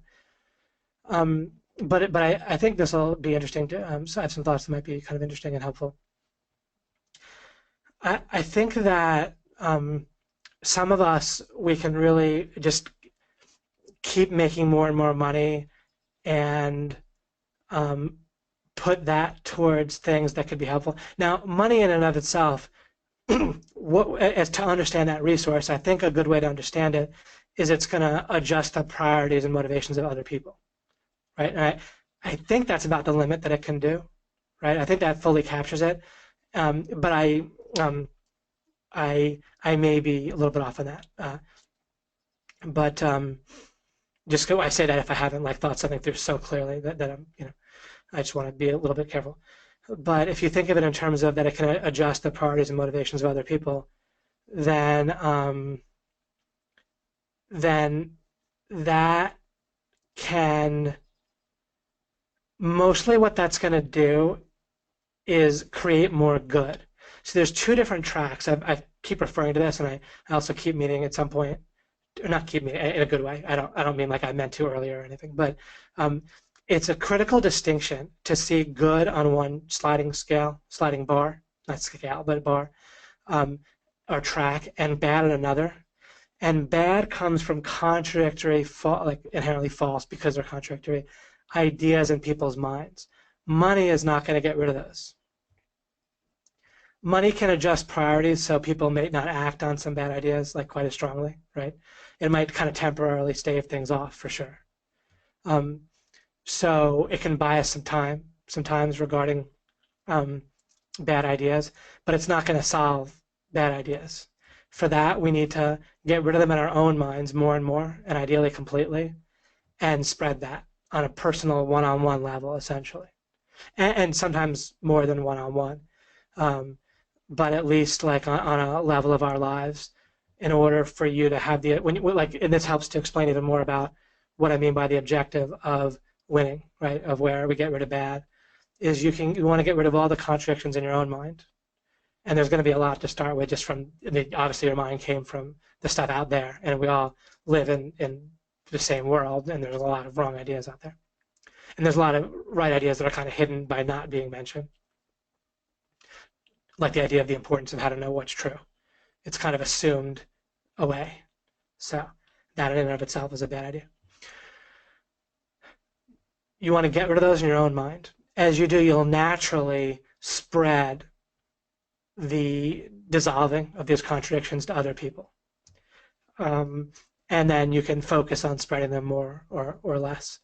But we know you can't literally spend every moment of every day spreading these dissolving contradictions, right? You have to sleep, eat, and you spend time with your family.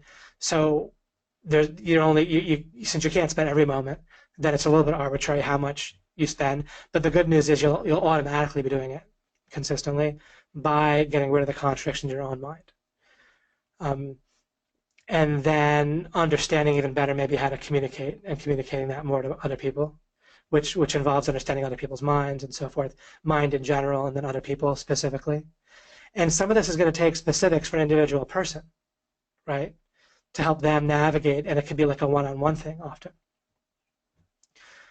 I have that mental model it's only a metaphor. I'm not talking about actual demons or not one way or the other. But if you imagine each person kind of being under attack by demons, again, metaphorically, and generally everyone's kind of not overcoming it. They're kind of being kept down. Then if even one person got out from under that, then they'd be able to go to someone else who's battling and help them. Now there's two of them, they can help fight. And that can gain steam, right? The more people. At first, like everyone can kind of help one person, and then maybe it can go to the point where multiples people get split off into groups and helping others and overcome, so that they're winning, right? Rather than losing that battle. And it's interesting that there's kind of two stages to it, where there's getting to the bottom of things with the foundational ideas, and then there's building back up, getting rid of all the contradictions in your mind. And those are two separate objectives. And the main thing I'm trying to get you to in Alchemy for sure is that foundational thing where you're standing in the right place and you have the right method for dissolving bad ideas. And then we'll build plenty of stuff up together, but we're not going to presumably this summer get rid of every contradiction in my mind or yours. But those are two different stages, right? But we can achieve the first stage. That's pretty cool. So money can stave off people acting on bad ideas or hire mercenaries, so to speak, to stop them in extreme circumstances, with violence or even death. But otherwise, it can help be an exchange of value for more and more good stuff. It can do science. It can help with the scientists, but maybe there's even miraculous ways to get rid of. Maybe a lot of us have a potential talent for healing others spiritually, right? There's so many stories out there that it's hard to discount them all, and even things on video and so forth. Where each individual one you can maybe say, maybe there's an explanation, but anyhow, it's possible, right? And I even would think it's probable just based on what I've seen that people can heal through prayer, and there's some people with a particular gift for that, perhaps. Maybe that can grow. And maybe they're both, right? Certainly I'm happy with the scientific route as well. I like to try every angle and multiple angles. Anyway, that is, and so in terms of money, some of us tend to have talents where it really lends itself, where we can keep on making money and it works well for us. And some of us might have talents where it doesn't lend itself to being paid as much in the same way. And then all of us might need to have a stable base of income, although through charity and volunteer charity, then I distinguish that from from like government stuff that's coerced. But then even some people with talents, where and callings that there's kind of not a good way to pay them at all, then charity might take care of stuff like that, right? And even stuff like military defense and policing.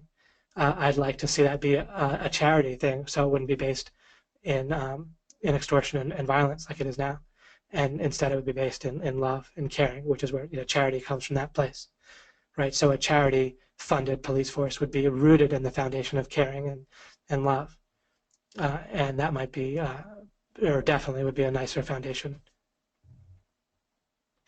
Anyway, that's just some thoughts about that. Thank God. That would probably, I'm sure that was very, very applicable to what was being said an hour ago. Hello, sir. Okay. Dave Keyes, it's an important question what we should do in this world. Even those who believe the world is destined for judgment are compelled to make it better. Right. And as a quick bit of an aside,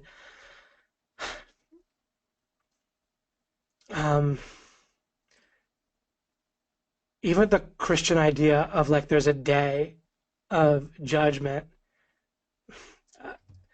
I'm not going to quit until everyone's happy. So I'm not that there isn't logically there's a flaw somewhere to the idea that at some point people are like that God's going to kind of give up on us. Now God does have to suffer through all of the suffering in the world, and if you feel like you have certain enemies, I understand that I have people that are in effect mortal enemies of me by their choice, like they're my mortal, but and I, again, in some circumstances might go all the way, and theoretically speaking, I don't know that it would actually happen for me in my actual life, but kill them or whatever. But any suffering, God would have to feel too, right? So, but unless someone can prove otherwise, I'm looking to get everybody and get everyone taken care of. And I don't buy into any philosophy that involves me just kind of waiting things out or copping out. I'm not saying that any actual philosophy does that, but if anything was interpreted in a way where we just kind of wait and pass the time and just kind of try to do good until then, but even then we're just under God's grace and it doesn't really matter how much good we do. In practice, our mind just takes over and it's arbitrary at that point. And so I think it's completely in line with Christianity to be looking to get rid of all contradictions, all bad ideas, and spread that. Anything that's true will reveal itself anyway by doing things that way, right? And good will come out. When we think about things like Judgment Day and so forth, we're focused on things we can't know. And we could say, well, God said it, can we know because God said it? But I mean, there's a way that we're having to interpret things, right? I mean, we're going from like some very short, fairly obscure statements or possibly metaphorical statements. So there's a way that we don't know it foundationally exactly what's going to happen. And what's the law of implication is you focus on what you can know and build from there.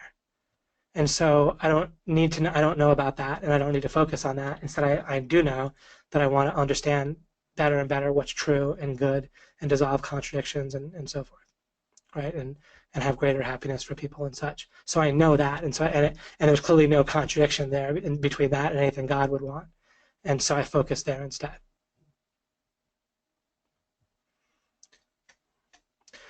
When you say look out over or look into or be aware of the goalscape, yeah, I might have not fully. Well, I touched on that a bit. I think I kind of said what I meant to say there for this webinar, where it's like I'm standing on the one goal because you have to stand somewhere, and if you try to believe you can't stand anywhere, then it's not going to work. and then I'm looking at, and the rest of it is strategic objectives. Now, when you're, I talked about the idea of a mindscape. The mindscape is kind of the same thing, except for you're not standing on the real goal. You're just kind of standing on an arbitrary goal, and where the mindscape or the goalscape feels real in a way that it shouldn't. And real is actually ends up being logically identical to foundational. And so in the mindscape, it's like the strategic objectives are foundational, but they're not. But they're mistakenly seen to be. So you don't want to be having a perspective or be in a way that's the mindscape. So if strategic objectives, if goals that aren't the main goal seem so real that they have to be achieved, when if you step back, they clearly don't. Anything that's logically derived, like that's basically identical or necessary based on the fundamental goal, like the fundamental goal of happiness, and then the idea that we need to understand the method of how to know what's true, for example, would be an example of something that's built on that foundation, and that we want to understand mind better and better. Those are built on the foundation logically, so those are real and foundational in a way. But something like, I want this person to like me, or I want this person to do this thing, or I want to make X amount of money, that is, or especially by this amount of time or by this date, that's not foundational. And if it feels like it is, then, or even goals about your self-image, right? I want to be smart. I want to already be smart. I want to already be good. Then I want to already be competent. That's not foundational, that you're already that way. As a matter of fact, foundational should be you're seeking. You already know you're not. If you were strong enough and understood enough and powerful enough, everything would be perfect, right? Either you don't care or everything would be set right. So I know I don't have enough understanding. I'm not powerful enough or good enough yet, because everything's not perfect. And within my idea of perfect is there could be even more good. So that again is worked in.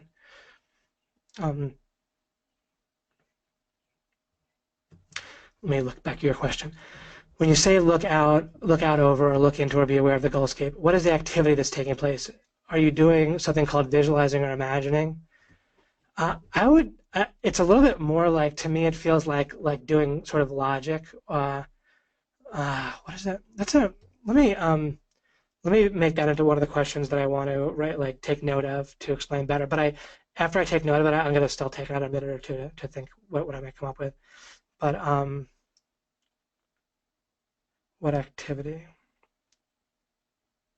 Let me think here. So we'll do a little bit of thinking out loud here, so you can watch the messiness in progress for a moment or two or three. So let's see. If I am, let's say I'm working on something, either a game or something for work or whatever, in my basement office, and chance knocks on my door to my office. Then I might stop and think about the goalscape.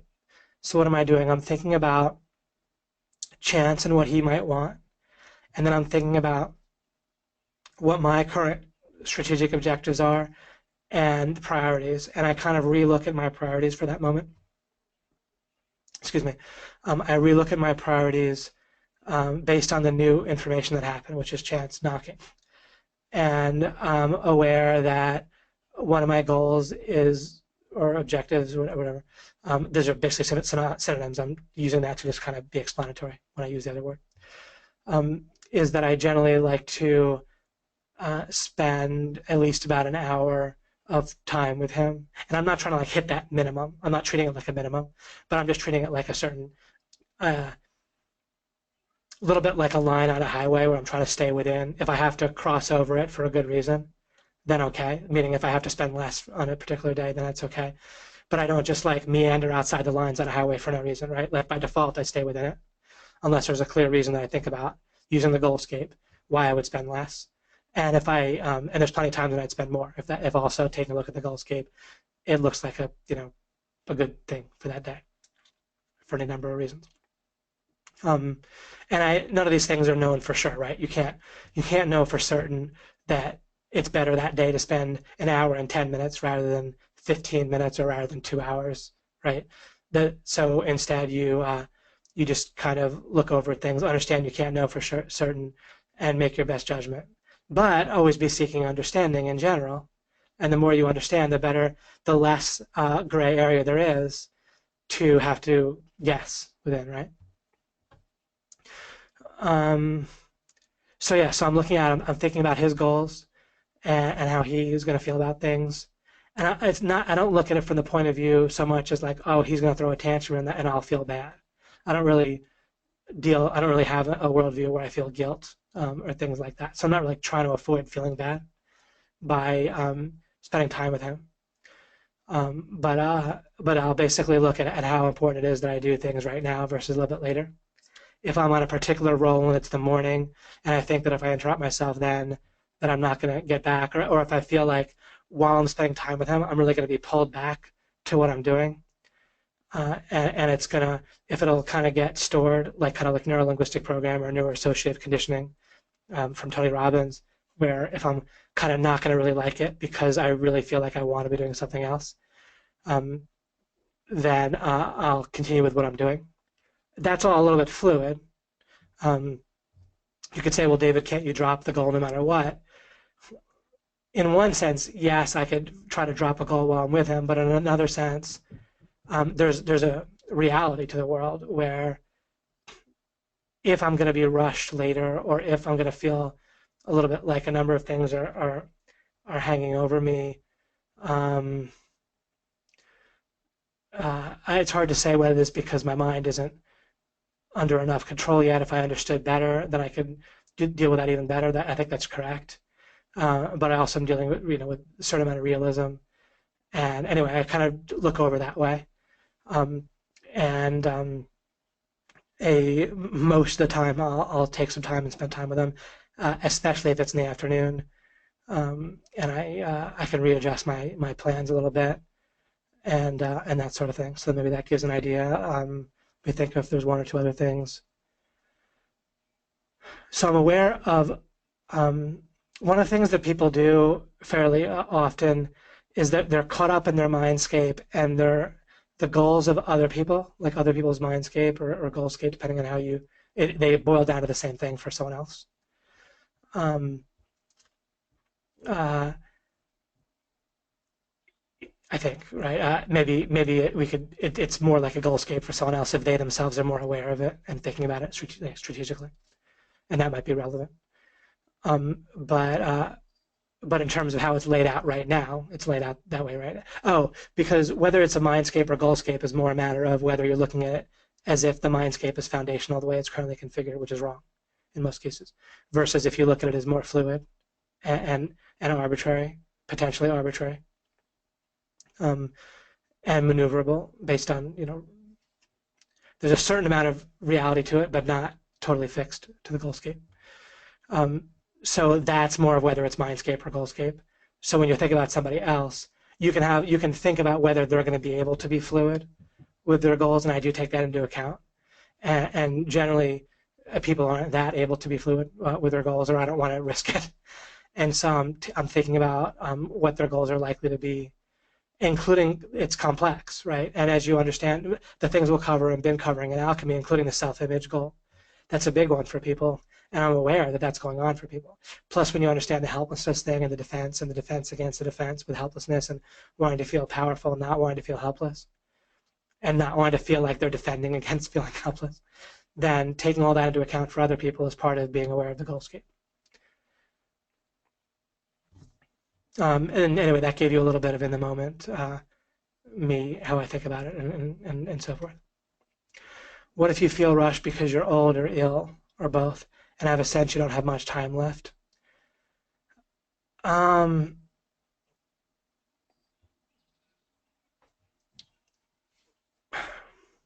I always want to get back over to where I'm trying to understand things and deal with things foundationally, right? It's going to be more efficient. Um, so I don't think it really makes that much of a difference. I think that they still just want to take care of their basic needs, and then still be seeking understanding, and maybe prioritize seeking understanding even more if you don't have much time left. And ultimately, remember, I don't know that it's not the case that we don't have multiple lives on Earth, and so then we would always have more time left until we all get it figured out. Again, I'm not trying to push that idea at all. I'm not saying I know which one's the case. But I just see advantages to seeing things that way and not really disadvantages. But again, I like to be careful about things like that. So solid, foundational. Thank you, Megan. I've been applying the 2013 success formula for several weeks now. Lots of little breakthroughs, and that has to do with the creative tension and what I covered in this, with imagining that you've already or what the world would be like after you've already accomplished your goal. And then I talk about focus, desire, faith, or focus, desire, belief, where you focus on that, and then feel like you want it. So you're kind of plugged into a motivational source, and then you believe that it's possible. So that you're not blocked by belief. Non-belief can serve as a block, and that gets rid of the block. It's a bit of a shortcut because it's not totally foundational, but it will break you through all sorts of stuff that that's kind of within your reach without going all the way to the bottom of things, but just getting out of the box or that you're in. That can really help you with that. Everything is getting easier with less resistance to doing thinking. Wonderful. So glad. Can you give an example of what you mean by standing on a goal? Yeah. When you're standing on a goal, then you are looking at that as kind of your main priority goal right then. And then you're looking at everything else through that lens of, like, if I want to get to $10,000 a month income, or I want to get to $3 million total dollars and have my financial life taken care of for the rest of my life that way. And if I can stand there, and you can do this temporarily, stipulatively, by stipulating, because ultimately you want to stand on the main goal. But you can stipulate that, and you can look out at other things and say, if this was my main priority, if I'm going to go after this no matter what, if I'm going to do whatever it takes to achieve this goal, then how do my other goals and resources, and how do I use my resources from there, and look at kind of everything else in life through the meaning that creates. That would be an example.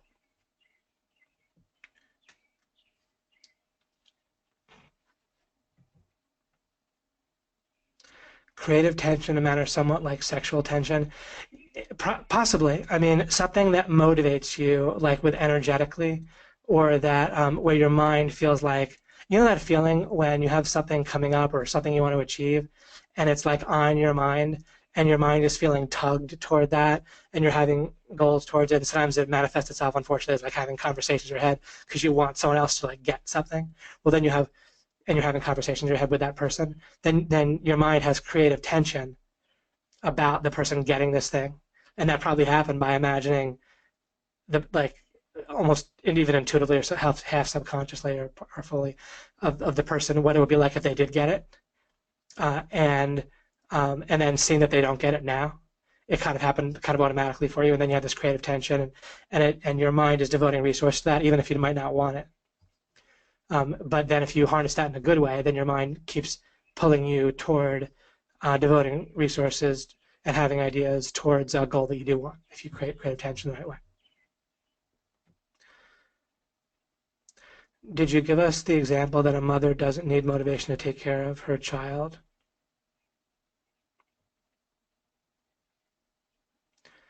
That was a good one. Somehow I'm not quite sure exactly from the way you phrased that of what you mean. Did you give us the example that a mother doesn't need motivate? And that was a good one. I need you to clarify that question a little bit better.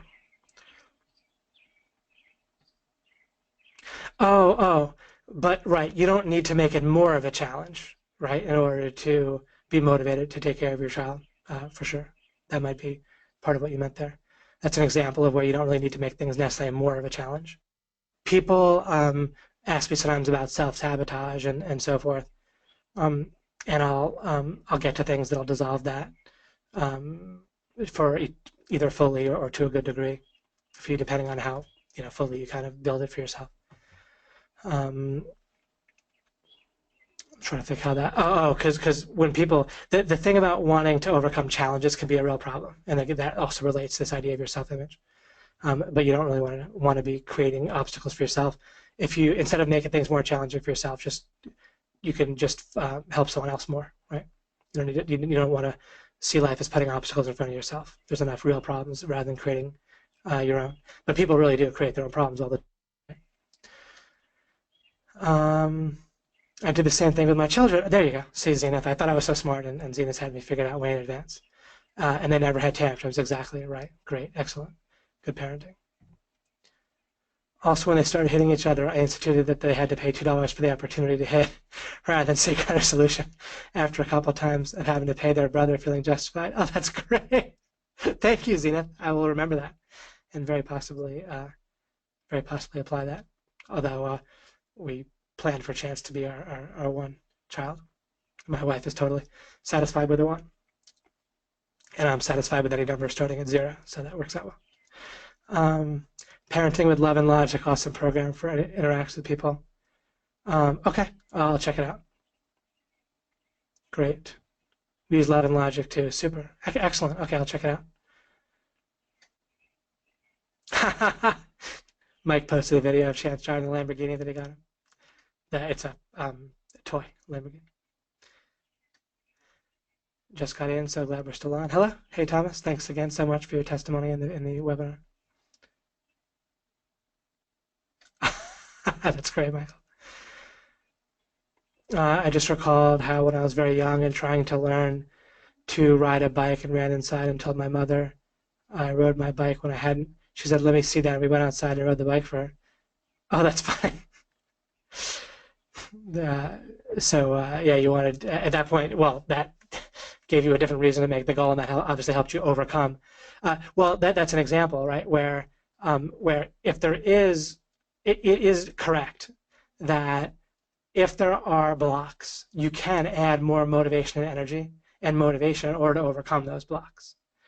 The problem with that is sometimes you'll just crash a lot harder into the block, right? Like if you speed up because there's a wall, because that will help you often, or if there's like a small barrier and you think I'll speed up to get through there, you may well break through the barrier and it'll work, or you might just crash really hard. And ultimately that just takes more energy and resources that could be used somewhere else. So so the more you're able to break down, and because a lot of times you break down blocks and it's a block that would have come up over and over again, and so you break it down now, it's broken down forever, and then you don't need as much. But in this case, that's what you did, is you applied more pressure in order to overcome a fear that you might have had. My wife's already picked out her Bentley. There you go. And you can get a used Bentley for like 80,000 or something probably at this point. Or I mean, you can get it for whatever. But for example, so OMG, money needs to rise to meet that goal. Then I could shift focus the Rolls Royce. Maybe get some annuities in there first and so forth, some cash for a while, and then go for the Rolls Royce. But if you do have the extra cash, you'll get something. It's pretty interesting. My apologies. I had a long night. Yeah, and I didn't get quite to the motivation thing, but I have an answer ready for that too.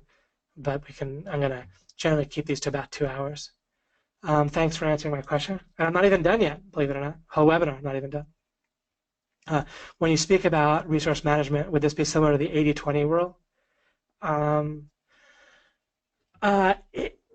It's one of many things, but the reason I brought up resource management is because when you stand on resource management and you look at the rest of life, it forces you to realize that you need to dig deep and figure out more and more about foundational stuff about life in order to understand resources, right? Because how do you figure out how to allocate resources unless you understand them? And the more you understand the different uses for resources, and the different resources that are out there, then the better you manage your resources. So the proper understanding of the proper realization from resource management is it logically leads to this foundational way of looking at life that I'm trying to lead you to, or you may have already gotten to before or after me talking about this. You see, so resource management I'm using as a gateway drug or gateway to as another angle on why foundational is where we want to go. Because how can we say that we understand resources if we don't understand more and more foundational? Also, Tony Robbins teaches RPM,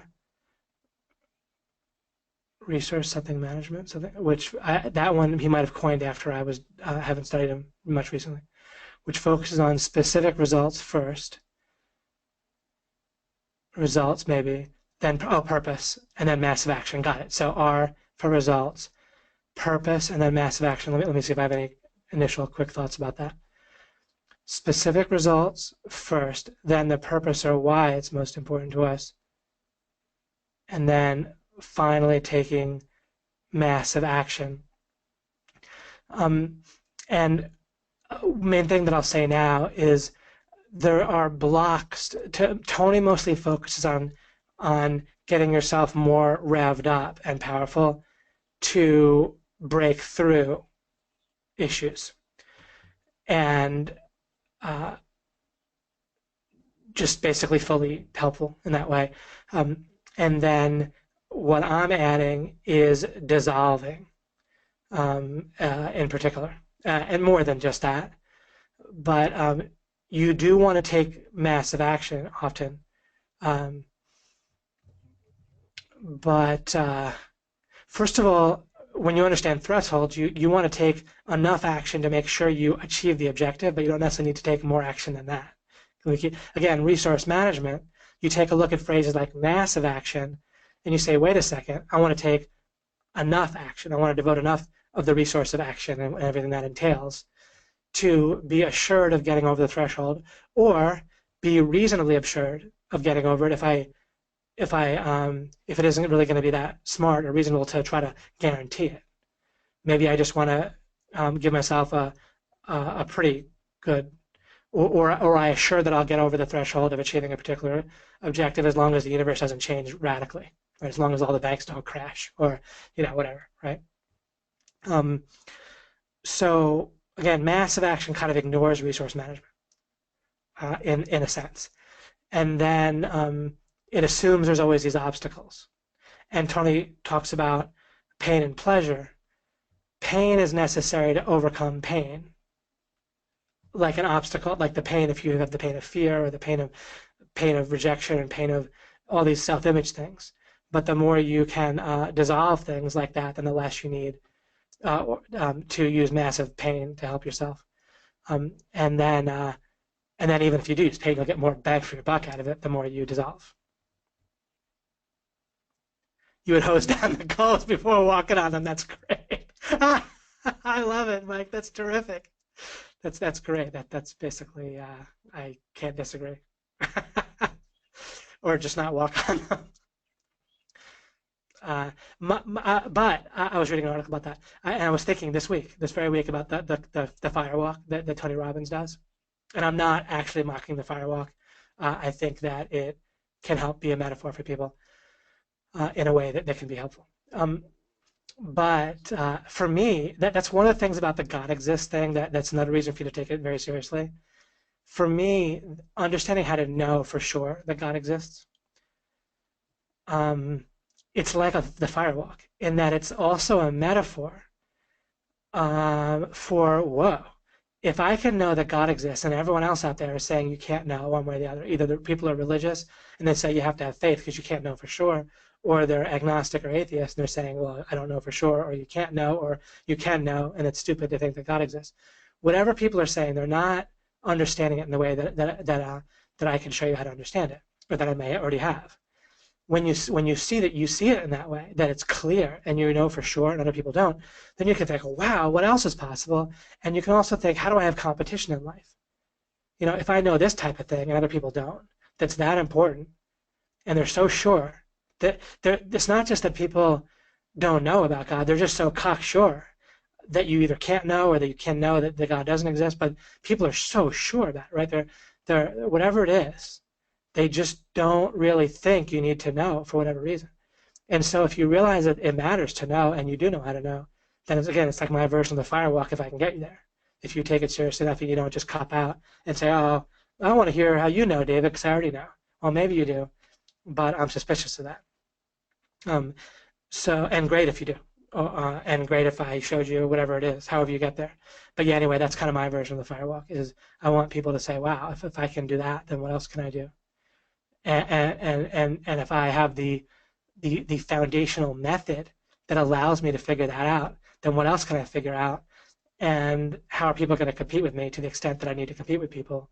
If I have the foundational method that can do that, and all these other things, then how are people, again, going to compete with me? There's zero competition. Thank you, David. I wish you'd apply this deep strategy to medical research, particularly cancer. I'd like so too. You know what it is it's like illegal. It's like illegal to do all sorts of things regarding medicine, right? And there's all these gatekeepers that are like backed up with police and violence and so forth, keeping people out of stuff like that. And then there's an arrogance that goes with that. But I hope to get, if I get to people that'll get to people and get to people that can look at things in a certain way where I think it can be figured out if people will dig in the right way. Life as deep resource management is a great insight and confirmation for me. Excellent. I'm so glad. Local peak theory applies to a lot of medical research. Oh, heck yeah. Absolutely.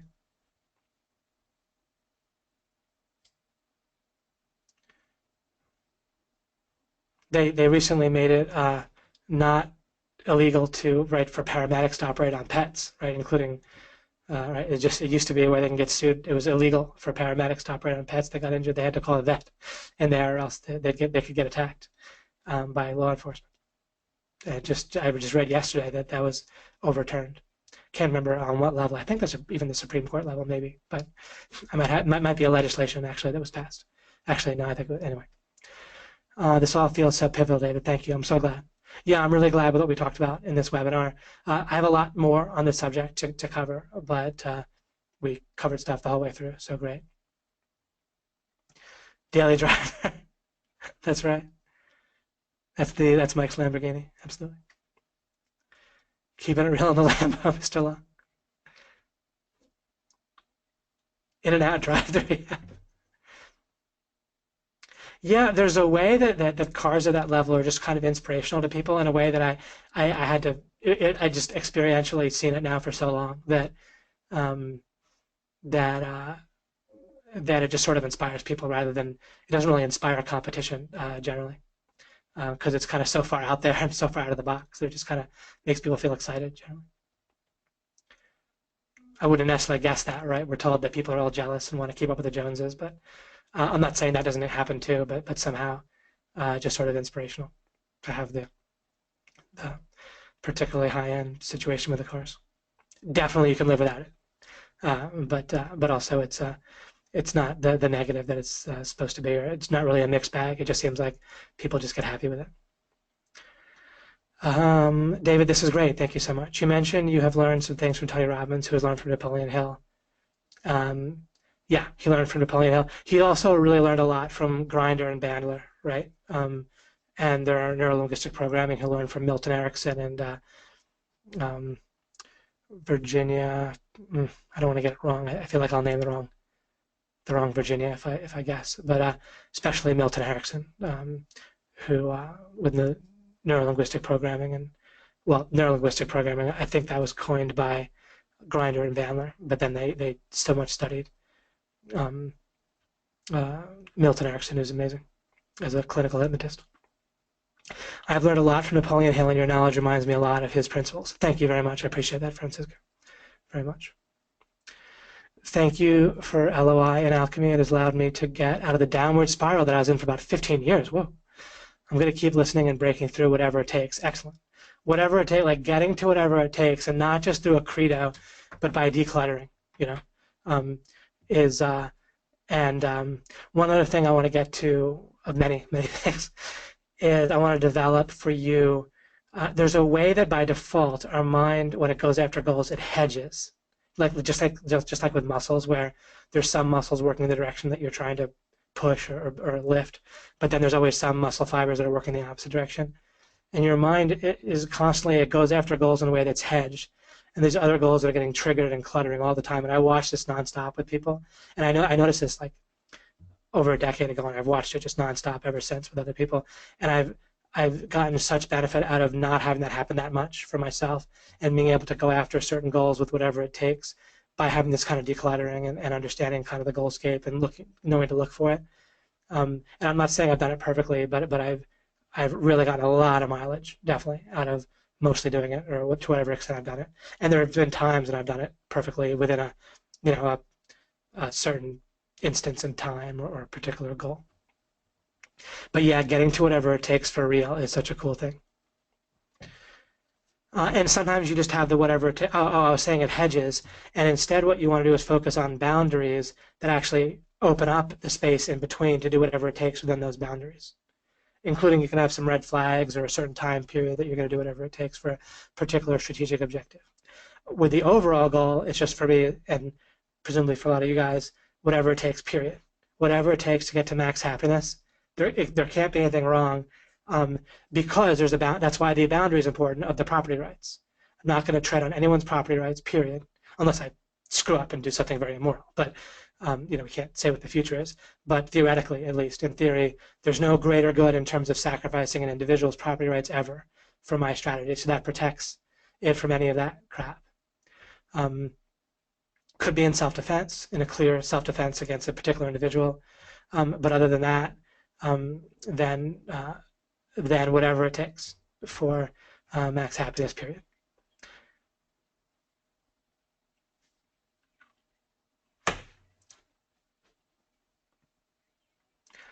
One area of neglect for me personally has been around taking the time to set down and set my goals, right? Or I would say to identify and then set. And set is like set in like a mold, right? Like set in your mind, where it's really set like neurologically. Goals, right? And strategic objectives, right? To this point in time, my focus has been on constant action, and as Mike says, building, which has been working very, very well as I carry a good idea. However, the realization that without defining clear purpose-driven goals has certainly been playing on my conscious. Problem stated, solution. I can't wait to listen to the rest of your Alchemy series, using all of your golden nuggets to learn how to rewire my mind. Thank you for your awesome webbies. Love them. Sorry, once in a while I skipped over a phrase here and there. But let me think if there's any few words I want to say about this.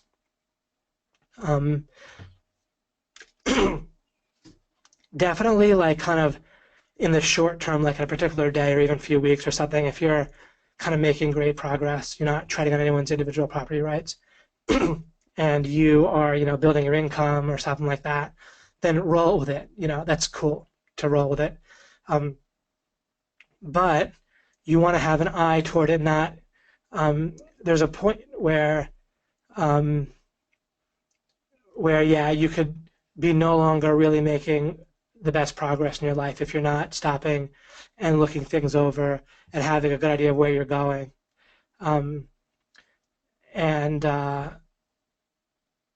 If you can, as a simple rule of thumb with money, you can get to like where you have a reasonable stable base, whatever that might be, a certain amount of thousands per month. You don't want to have to get all the way to like 3 million in order to stop and think about things. That's kind of excessive there, right? But something where that's kind of taken care of.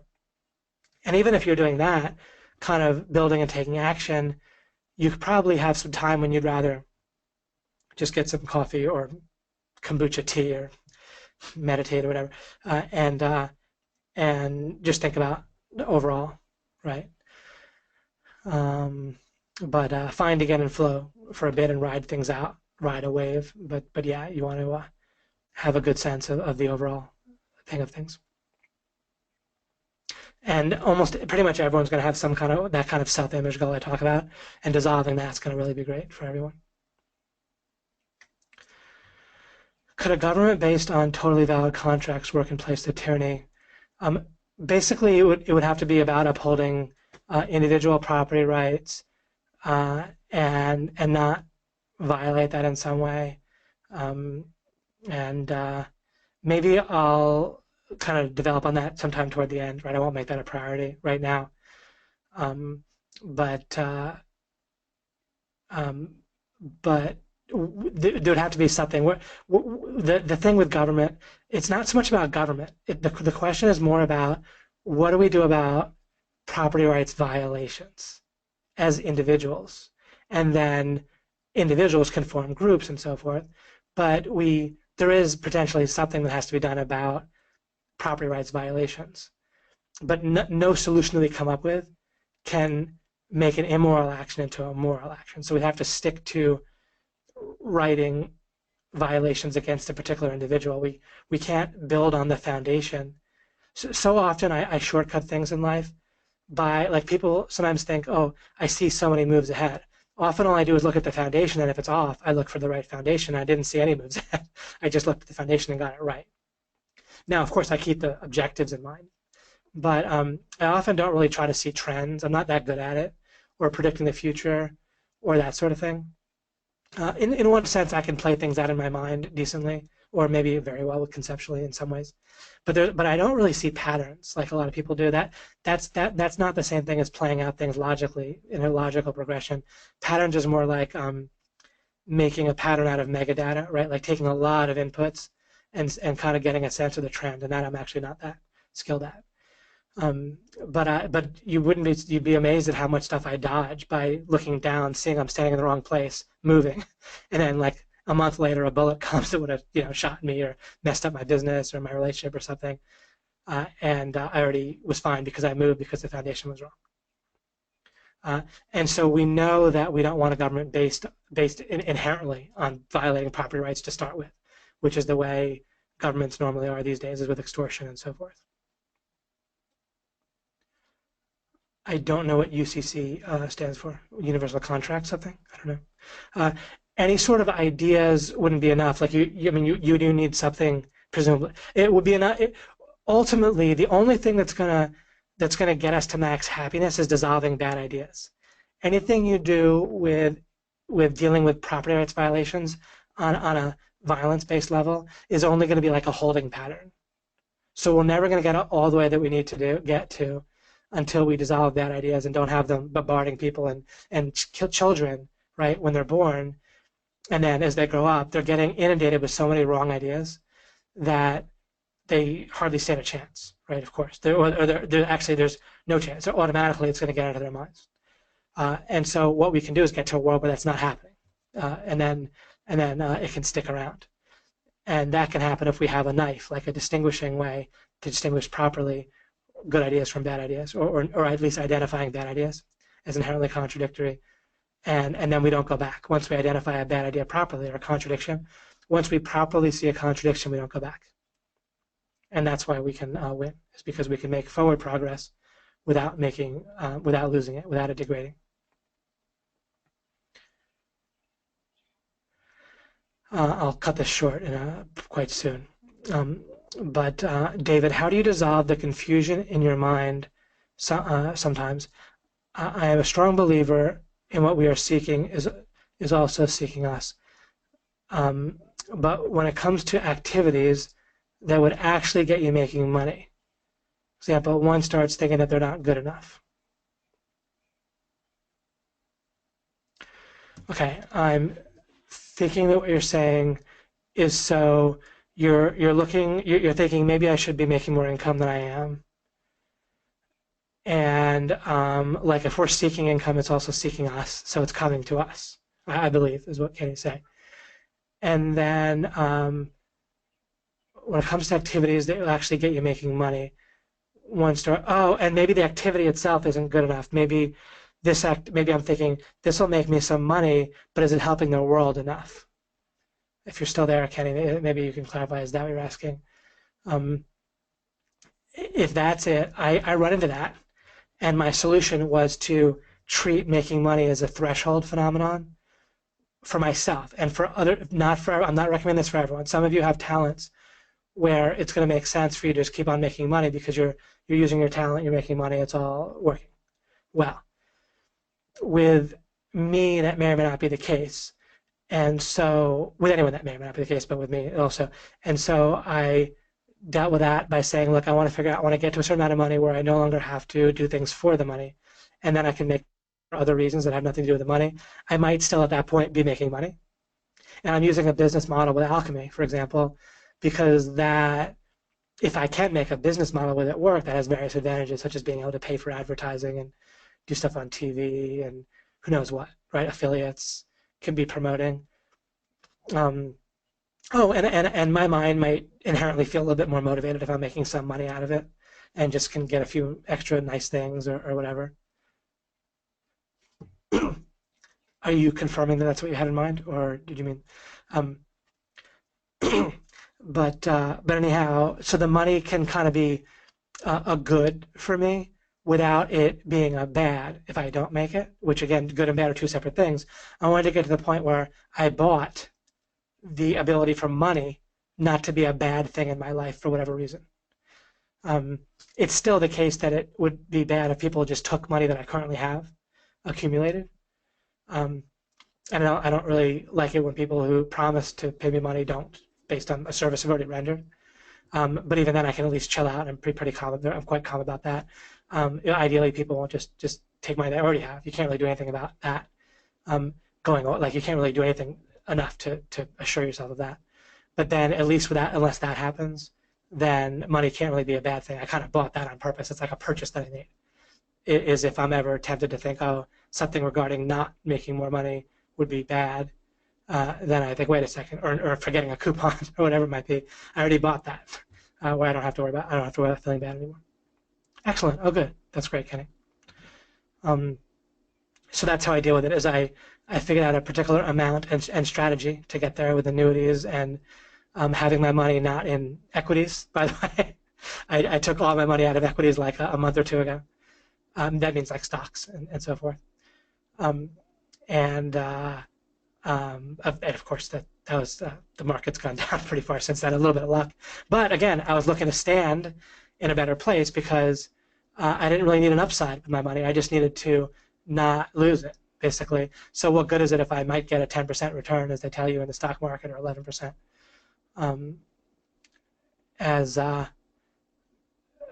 Like there's one guy that lives in my city, actually, that has a radio show and writes books and gives advice about money management.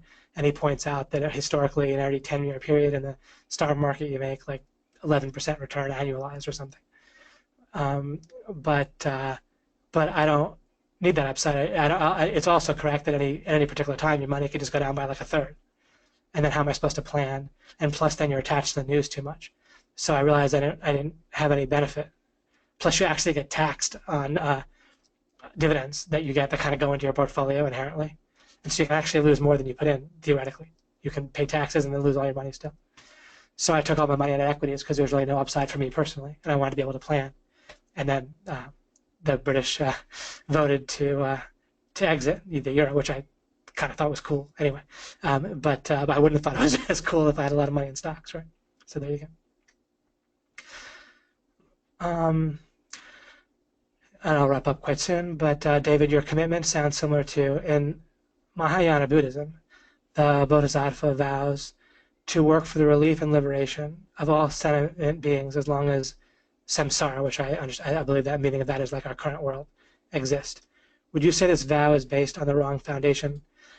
One of the things with alchemy or law of implication, what I figured out, there's a way that, as far as I can tell, a few people like Buddha or Socrates have gotten to where they like ask a certain question, but they don't really get to the answer, and they kind of get to this observer or the wiser I am, the more I know I don't know.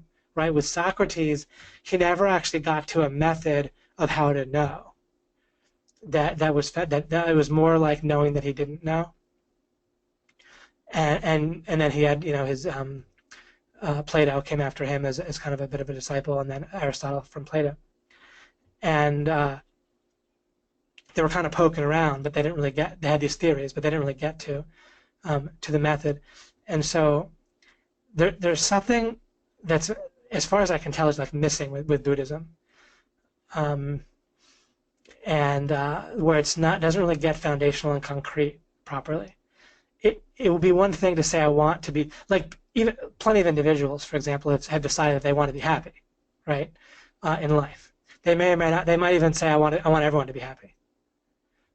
Some version of that, but there's a way that they don't get it straight and foundational in a way that connects it up properly, as far as I can tell. And I'm not trying to be all superior and I'm right and they haven't figured it out.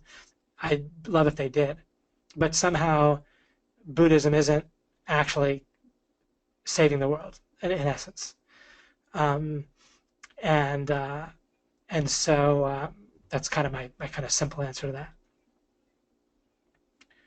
Right, like they're like trying to cultivate perfection. They're doing all these things where they're controlling their body and mind, like they can stop blood flow if they're cut and so forth. And it just that seems a little gimmicky, right, to do that. And it's not really a path. Like you can't controlling your mind and body in that type of perfection. You're not. It's about contradictions, absolving contradictions. And I don't really quite see them getting like doing that, and they're kind of have these other things that kind of are extraneous and get in the way, and so forth. I don't necessarily have the detailed knowledge. I have some knowledge, but not detailed to the point where I want to specifically be claiming to critique Buddhism or not. But that's kind of my impression.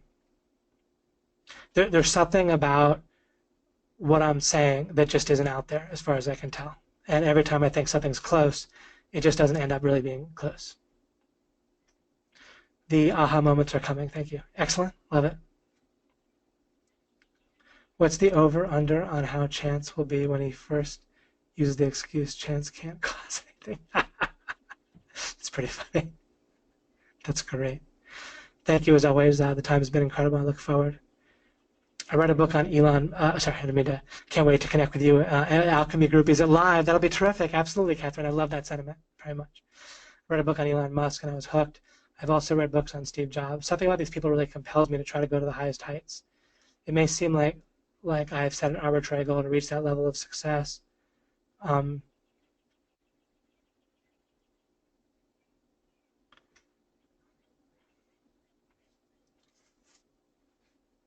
I might go through this more in the future as well, because I'm trying to wrap up a little bit here, and I hate to cut people short. But this looks like a good question to kind of look at and think through. God is alive and well, and we have the ability to create anything we desire. Depending on how we understand that, I would say. So I have a few tweaks maybe on that I've already discussed.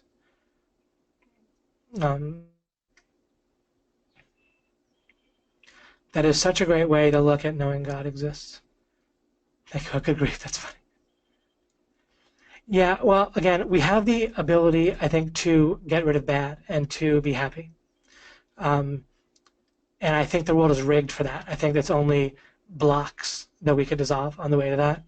And then if that's what we mean, if you mean by anything we desire, then I would agree. I don't necessarily think that we can manifest just anything. There's a way that an idea of sort of unlimited power, or we can manifest anything we desire, can be interpreted in a way that I wouldn't necessarily agree with. I did the firework. It was amazing and hot. That's great. I did the board breaking, and that was good too. I'm not saying it's the same thing, but just saying I respect Tony. It doesn't mean that I agree with everything. I disagree with some things at times, and I disagreed with his relationship advice before his divorce happened, and then it happened. So, Virginia Satter. Yep, thank you. That's right. I was going to embarrass myself and say Virginia Woolf. Luckily, I realized that was probably wrong. NLP is amazing for communication. Yeah, it just for me it didn't take me that far. It helps, and I kind of use it in a sense, almost like breathing, where I don't pay that much attention to it. But for me, with communication, I use something else, and the whole seeking understanding thing and dissolving is how I tend to communicate. And and it really works well for me. There's a way that with Tony's model, you're sometimes needing to sort of come over the top on people, and there may be a time and a place for that. And I do that maybe once in a while with people that it's very safe to do that with, where he's looking for a certain result. But there's a way that with long-term ongoing relationships, there's a method that I use that I'll develop that is pretty magical, and I think there's a uniqueness to it. Again, it's not that I want it to be unique, but if something is unique, then it matters to identify that and make sure you're not projecting something else onto it. Thank you, David, for your time and teaching. It's really making such a positive difference in my life. Thank you. Yeah, I've gotten a few really nice communications also behind the scenes on some real tough things that people were dealing with. And there's also some questions I've gotten that I also continue to want to help people with. But I can't get to everything right away. And I don't want to make things too scattered by trying to address a number of disparate questions, especially like in the main presentation part of a webinar. I feel so focused and calm after listening to you. Consider yourself hugged. Well, thank you. That's great. And yeah, because there's a way that this is something I did want to mention. With all of us, there's a way that we communicate like our deeper assumptions, right? Like our implicit, the foundation or the lack thereof that we're coming from. We communicate that. And so part of alchemy is just spending time with me and kind of getting the kind of implicit or assumptions and ways that I act and kind of feeling it and getting it that way through example. That can't be like the only way, I would think. Like you can't just do nothing but absorb. I don't think to get this you have to build for yourself, but there's a way that I think that's part of my plan is by spending this time with you. There's a certain energy and thing that I'm going to help, I think, add to yours to kind of help push us over the edge, so to speak, in a good way, not like where you're just falling. What if I told you you could free yourself from blurriness? Great, Dave, that's awesome. Brexit, exit EU, good for all. Yeah. No, I was glad. I can't even explain it, but I was for at least for one night I was pretty into it. I was rooting for it. It's kind of exciting to watch the returns come in.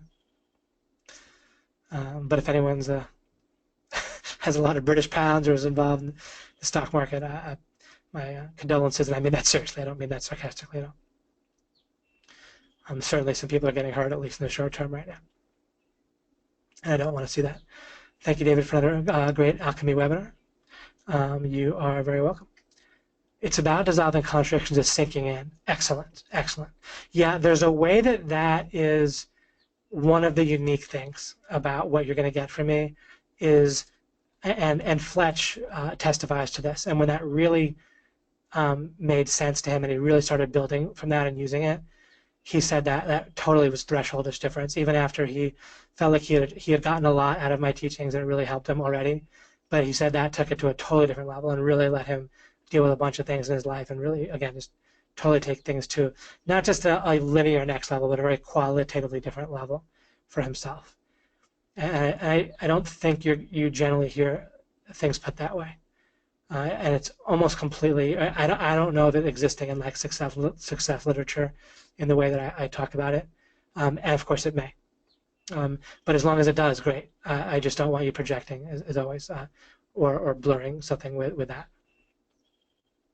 Great insight from me regarding the great philosophies. They did not focus or develop a method, right, about the dissolving of contradictions. Yeah, that's what I take as well.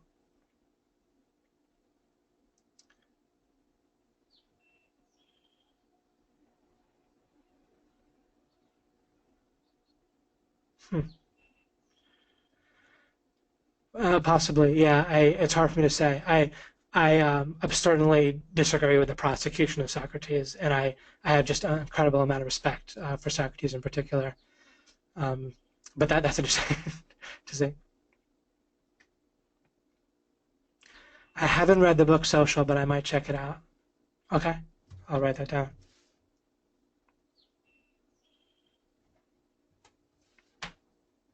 You're very welcome. Yeah, we'll kind of wrap things down here. I won't really be answering more questions at this point. Not this time, but in the future, for sure. my wife, purely in a good way, just to for planning, not to pressure me. But she was like, so you go from probably 4 to 7. I said, well, I think I'm usually trying to keep these under in 2 hours these days. Here I am, and it's 2 hours and 3/4. Can't get away once we start, right? It keeps going. You guys are addicting. Another amazing webinar. I love Alchemy. You're very welcome. How do people contact you behind the scenes? You can email Mike at OMG and OMG Machines, and he'll send things to me. If you're talking about Alchemy, I can't always promise to. I'll pretty much gonna read stuff that gets sent. I can't always respond to it or that sort of thing, but chances are it'll affect my webinars long term for sure. And the feedback is helpful. I know I haven't opened myself up for like a lot of direct feedback quite yet. I may do that at some point during Alchemy. I might want to get through. I'm opening this up to the public. I might want to get to the marketing phase first before doing that. Probably when I do that, after I do that, then I'll probably feel particularly decluttered and look to do that. We'll see. Thank you, Mike. I appreciate that. You're very welcome, Ernie.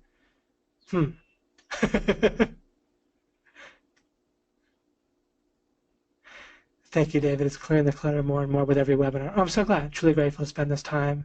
You're very welcome, Sandra.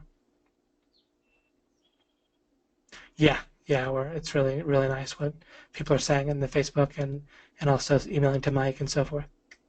Social's an excellent book. Great. I look forward to reading it. I'll take a look. I was running low on nonfiction books to read right now. You, sir, are addicted. Appreciate that. You're very welcome, Chris Lee and Brian and James. Great, you're sticking with me. I love it. I love it.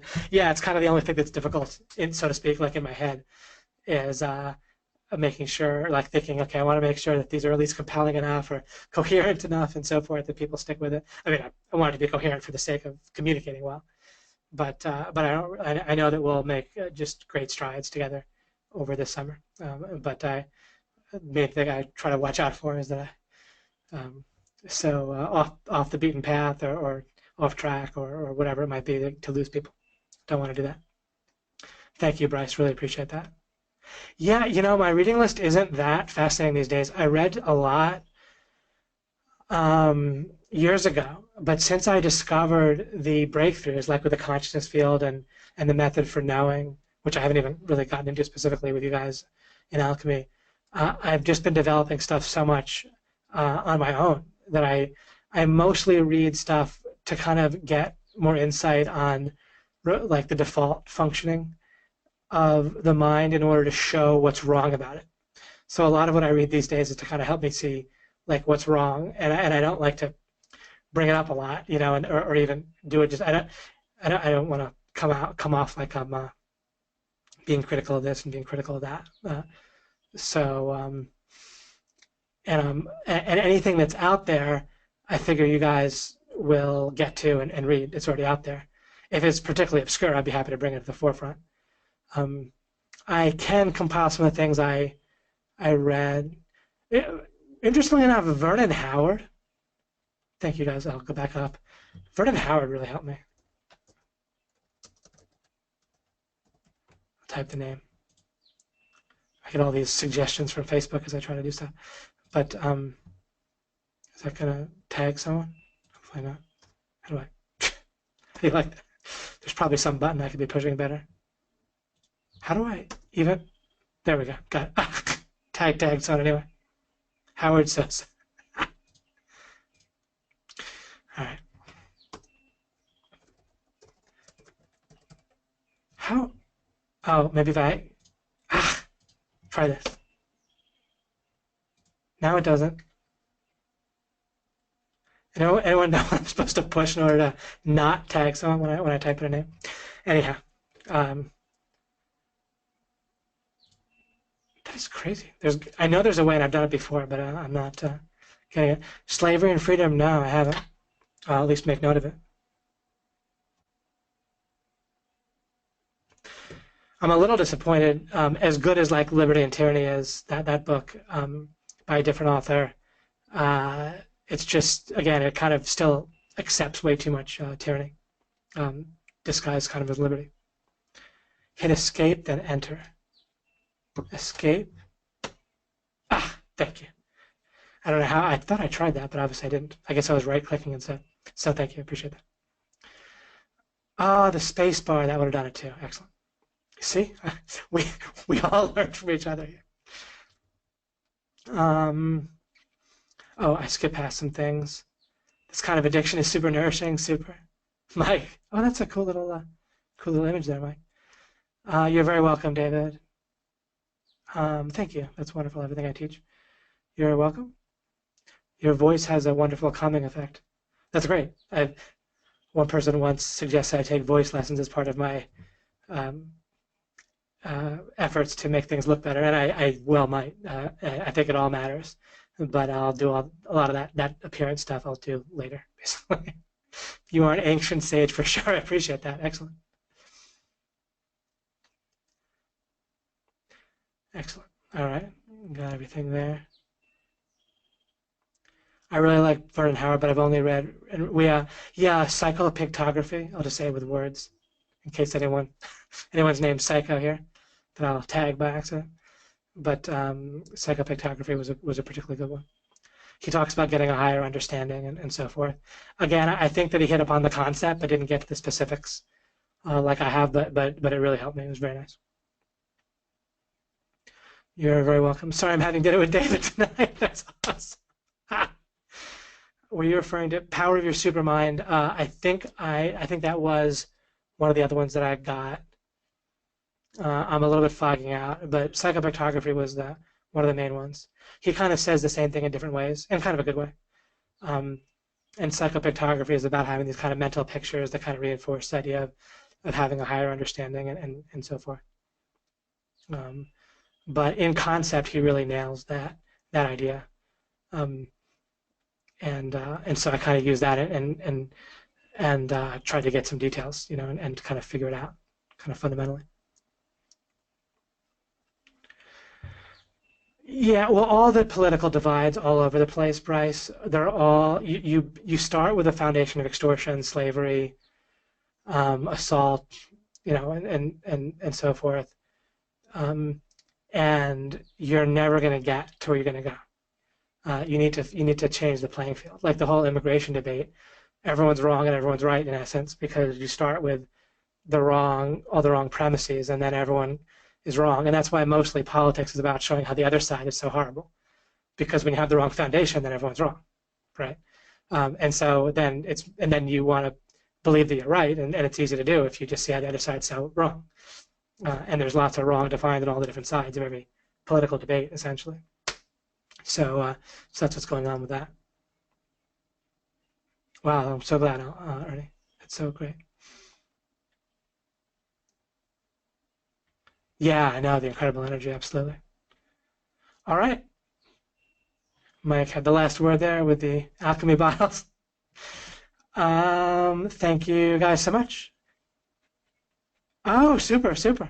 I'd love to have it if we do better with it. This is just a free download that I got. Cotton, tell me about Librestock, right? .com. LIBRESTOCK. And that's been working for me well. Excuse me. You're welcome, Michael. And I have I have a bunch of stuff to share about your question about mental toughness and momentum towards goals and so forth. All right, I will end the webinar here. Love to have a great Alchemy logo from Brian.